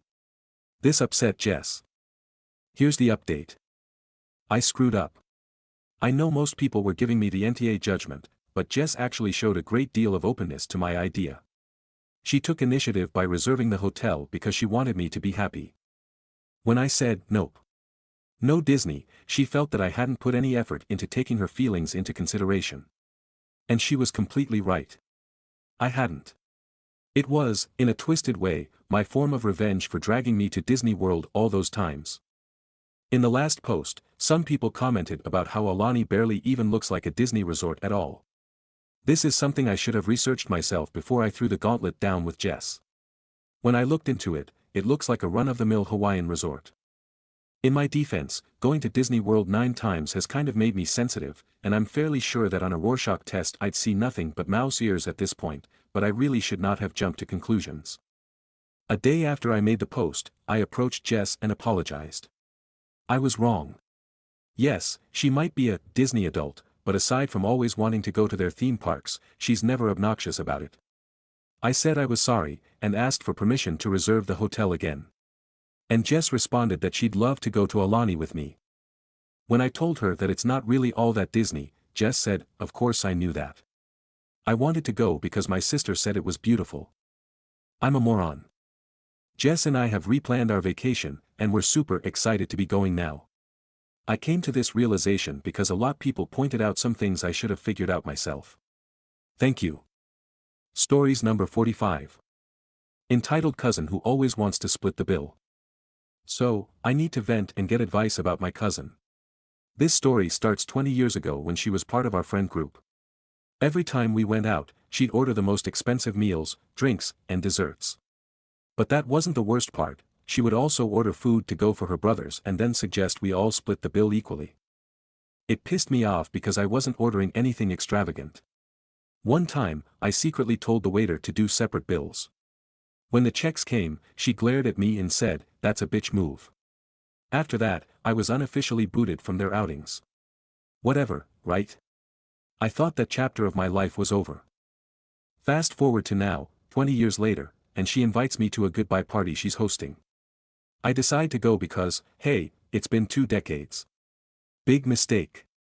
She picked the restaurant, and it was one of those fancy spots where even the appetizers are overpriced. Guess what? She orders lobster, calamari, and her daughter gets steak. Then she casually orders food to take home for her other kid. All I had was a side Caesar salad because I knew what was coming. Sure enough, at the end of the night, she suggests we split the bill to make it easier. Everyone agreed. I was livid. My little salad cost me close to what her feast cost, and I wasn't about to blow up in front of the group. To make matters worse, my niece told me later that her daughters have picked up this habit too. They'll pull the same stunt at group dinners. So, Reddit, how do I set boundaries with her and stop this insane behavior? I don't want to start a family war, but I also can't keep subsidizing her lavish dining habits. Is it time for another separate bills move, or should I just avoid going out with her altogether? Stories number 46. My wife lied to me for weeks about where she was going after work. I have been with my wife for 7 years, we got married on our 7-year anniversary, which was about 2 months ago. My wife works at a restaurant, she has worked there for about 6 months, her shift would normally finish around 11 p.m. or so and she would go for drinks etc. with friends and come home between 3 to 6 a.m. This was fine with me as I would go play poker and was happy she had a more active social life. I got the sense she was lying to me though, so I started asking her where she was going and writing it down. I did this for weeks and then eventually compared that with her Google Maps timeline. She was saying she was going to various places but in reality she was going to this one house, of her manager, apparently a share house with his partner and another coworker. I confronted her saying I felt she was lying but she denied it. I said I know she was lying and to tell me the truth, she still denied it. I said, this is the time to tell me the truth, but she continued to deny it. I then showed her my evidence and she then said she wasn't cheating but was lying because she was smoking weed every day and would talk down about me smoking too much. When I called that bullshit she said she had started to develop feelings for her manager, which is why she felt guilty and lied so profusely. I left our apartment and basically told her we are getting a divorce and blocked her to stop her from calling me. This was about 2 weeks ago. We have been in contact via email and I finally went to see her last night as she wanted to talk about it. I, perhaps stupidly, believe she wasn't cheating, because her manager lives with his partner and another colleague and logistically it would be difficult to actually cheat. But she was at least emotionally cheating, and of course there was the endless lying. I didn't know she could lie like that to me. I guess I don't know why I'm writing this, if I want advice or if I just wanted to vent. In the past I've tried to break up but she would get so upset and I couldn't go through with it because I couldn't hurt her that much. I guess I'm a coward. Part of me wants to just forget it all happened and tell her if she ever lies to me again it's over. Part of me thinks I'm just taking the easy way out and not being able to do the hard thing. I know I've been pretty inattentive in the relationship and I pushed her towards this but I just can't get past the lying. Sorry for the incoherent mess, it's kinda reflective of my mental state at the moment. Stories number 47. AITA for not allowing popcorn on the Christmas tree. I 35F and my husband 36M are hosting Christmas this year for my brother 33M, his wife 33F and their kids 6F and 2M. So far it's been pretty good but there's one issue, apparently they usually string popcorn on their Christmas tree. My brother and I never did that growing up but his wife's family did and she has now gotten them into it. The problem is that my husband and I have had big problems with bugs lately. We had a bunch of flies in our kitchen swarming around and ants crawling around on the counter. We believe it happened because we had been busy and weren't able to keep the kitchen as clean as usual, which drew them in. We were able to get a hold on the issue by using sprays and fly hotels and picking up the slack on keeping the kitchen clean. And now the house is back to being pretty good and clean and we believe we can keep the bugs out by keeping the house clean. So we have made it a rule of not leaving food out anywhere, and we are afraid popcorn on the tree we would attract more bugs. When we told this to my brother and his wife they got upset and said they always strung popcorn on the tree and that the kids will be very disappointed. We told them sorry but we don't think it's a good idea because popcorn will attract more bugs. His wife still insisted that the kids would be very disappointed and that we were being ridiculous. My husband and I still think popcorn on the tree is a bad idea but we are sorry to disappoint the kids. Stories number 48. My F27 partner, M37, has screamed at me for 2 days and told me to go back to my home country. AITA. Advice needed. I, F27, am 29 weeks pregnant. My partner, M27, has not long come back from a month trip in another country for rehabilitation for a back issue. This was really hard on me, naturally, as I'm in his country and have no friends or family of my own here. His mother stayed with me the whole month, which was also hard since I'm not fluent in their language yet, and pregnancy symptoms, sickness, insomnia, pain, hormones, paired with my partner being away hit me like a train. He came back and was so angry that I hadn't organized the living room and taken boxes away and made it nice. That the Christmas tree I decorated was shit. That I used the living room shelves for storage.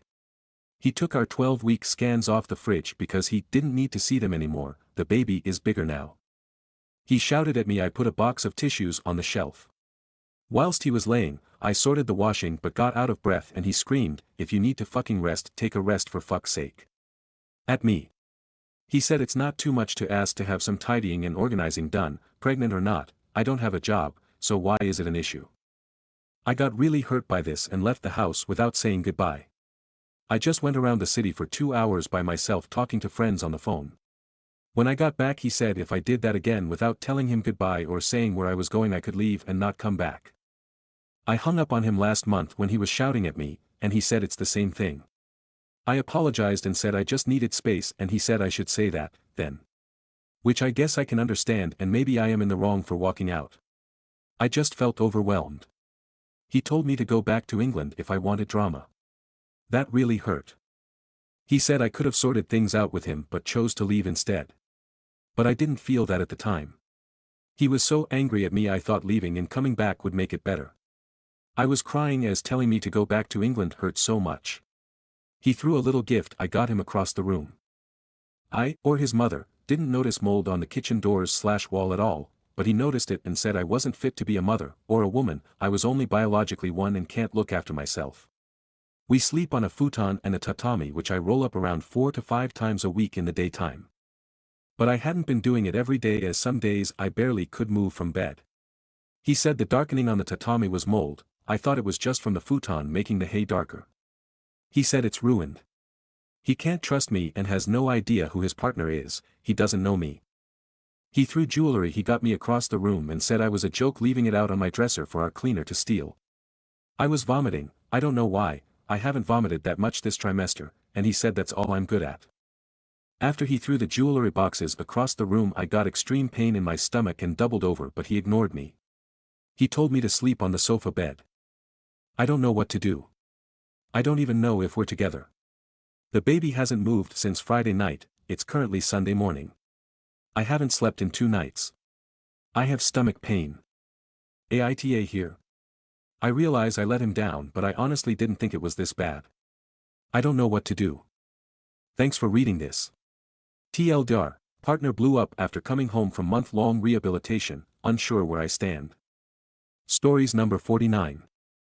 Christmas gift exchange, minus the men. The men in my family do not contribute to the household or family aside from their paychecks. For context, I am single and so is my mother, my grandma is married to my grandpa and my cousin is married as well. Both of those men are retired.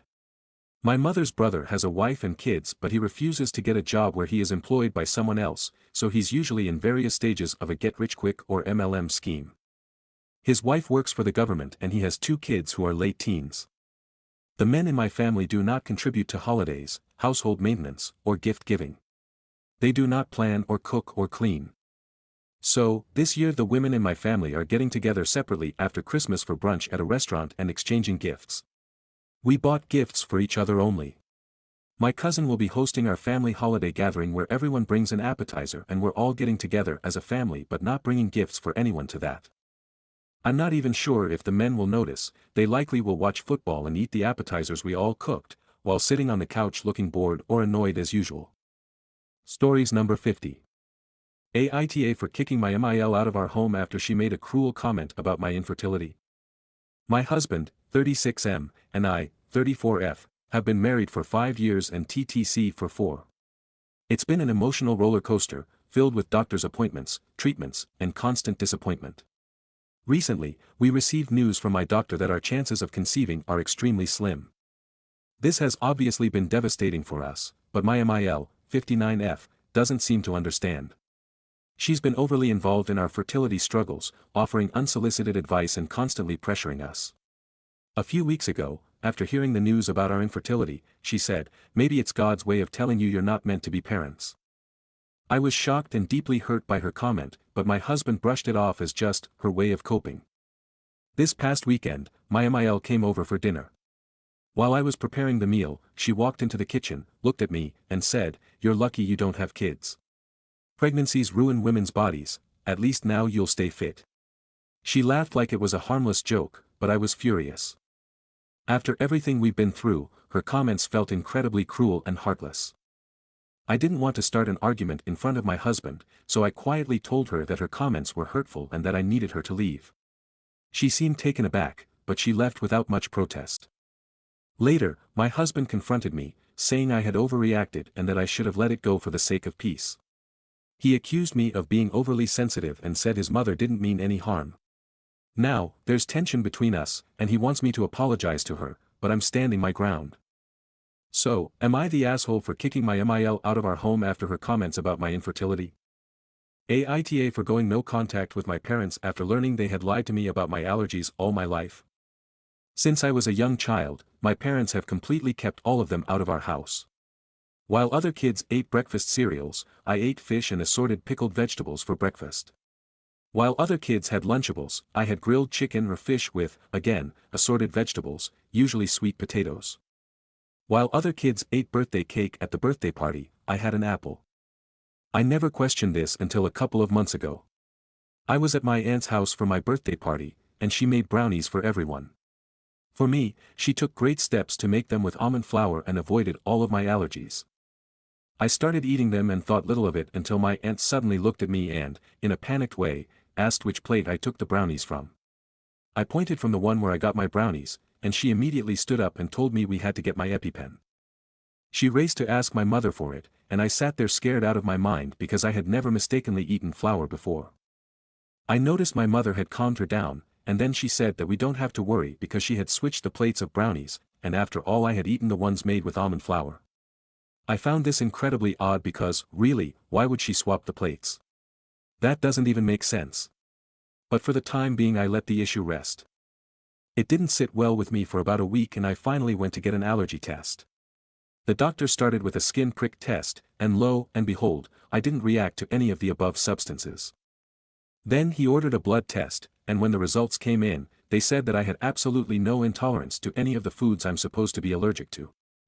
I was furious and called my mother. She eventually admitted that she lied to me because she wanted me to be on a Paleolithic diet, and wanted me to be able to avoid all temptations. She raised me with a lie about her own health, but she keeps insisting that I try to see it from her perspective. She spams my phone with messages about how healthy I am, that I never had acne, that I have been in great shape my whole life, that I have strong teeth and bones, and even that I got onto a D1 college tennis team. She has started calling me ungrateful for her intervention and insisting that I really should be glad I never got carb addicted. I don't know what to think.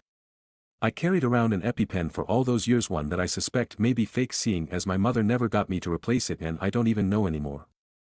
Am I the asshole and an ungrateful son for losing it over this? Perhaps against my better judgment, I decided that I would reopen a line of communication with my mother. I know this was not recommended by anyone in the post at all, but I just decided that I really wanted to have a relationship with her. I wanted her to see why what she did was so incredibly wrong and crossed so many lines, on top of wanting to be her son again. I texted her a few days after I made my original post and told her that I was willing to talk if she, A, did not say anything until I had my say, B, didn't gaslight me into thinking what she was doing was right, and, C, truly considered my perspective. She agreed instantly. We set up a video chat at that point, where I explained many of the wonderful points people in this community brought up in my original post. What if I had really accidentally taken in one of the foods I was supposed to be allergic to? Absurdly irresponsible of her. Did she ever stop to consider that I, sitting there at another kid's birthday party chowing down on a fucking apple while the other kids ate cake, might just feel out of place? Inconsiderate. How could she have the nerve to suggest that my hard work and having a goddamn tennis racket practically glued to my hand since I was 4 was the reason why I'm such a successful athlete, but rather it was because I didn't eat gluten? Dismissive of my accomplishments. How could she have lied not only to me, but to our family as well? Dishonest. Why didn't she just talk to me instead of raising me on a lie? Underhanded. By the end of my rehearsed talk, my mother was straight up ugly crying. This was not exactly what I expected, but she apologized and said that she had been terrible. It was a huge leap from her previous response to my indignation. She told me everything I said was right, and asked if I would listen to her reason why she did so. Before I was born, my mother had a much older brother. I knew about him, but never heard specifics on what happened to him. Apparently he basically ate himself to death. He was so obese and food addicted that he was beyond help. He passed away when my mother was pregnant with me. They were close. It had a huge effect on her. She rationalized that lying would be better for me. When I brought up the fact that she didn't lie once, but for my entire life, she acknowledged that she truly had no excuse. This did not give me complete closure, but at least I got it. I am talking to my mother and father again. My father also apologized, although he has tried to maintain that he was more of an accomplice who tried to talk her out of it. That's another fight for another day.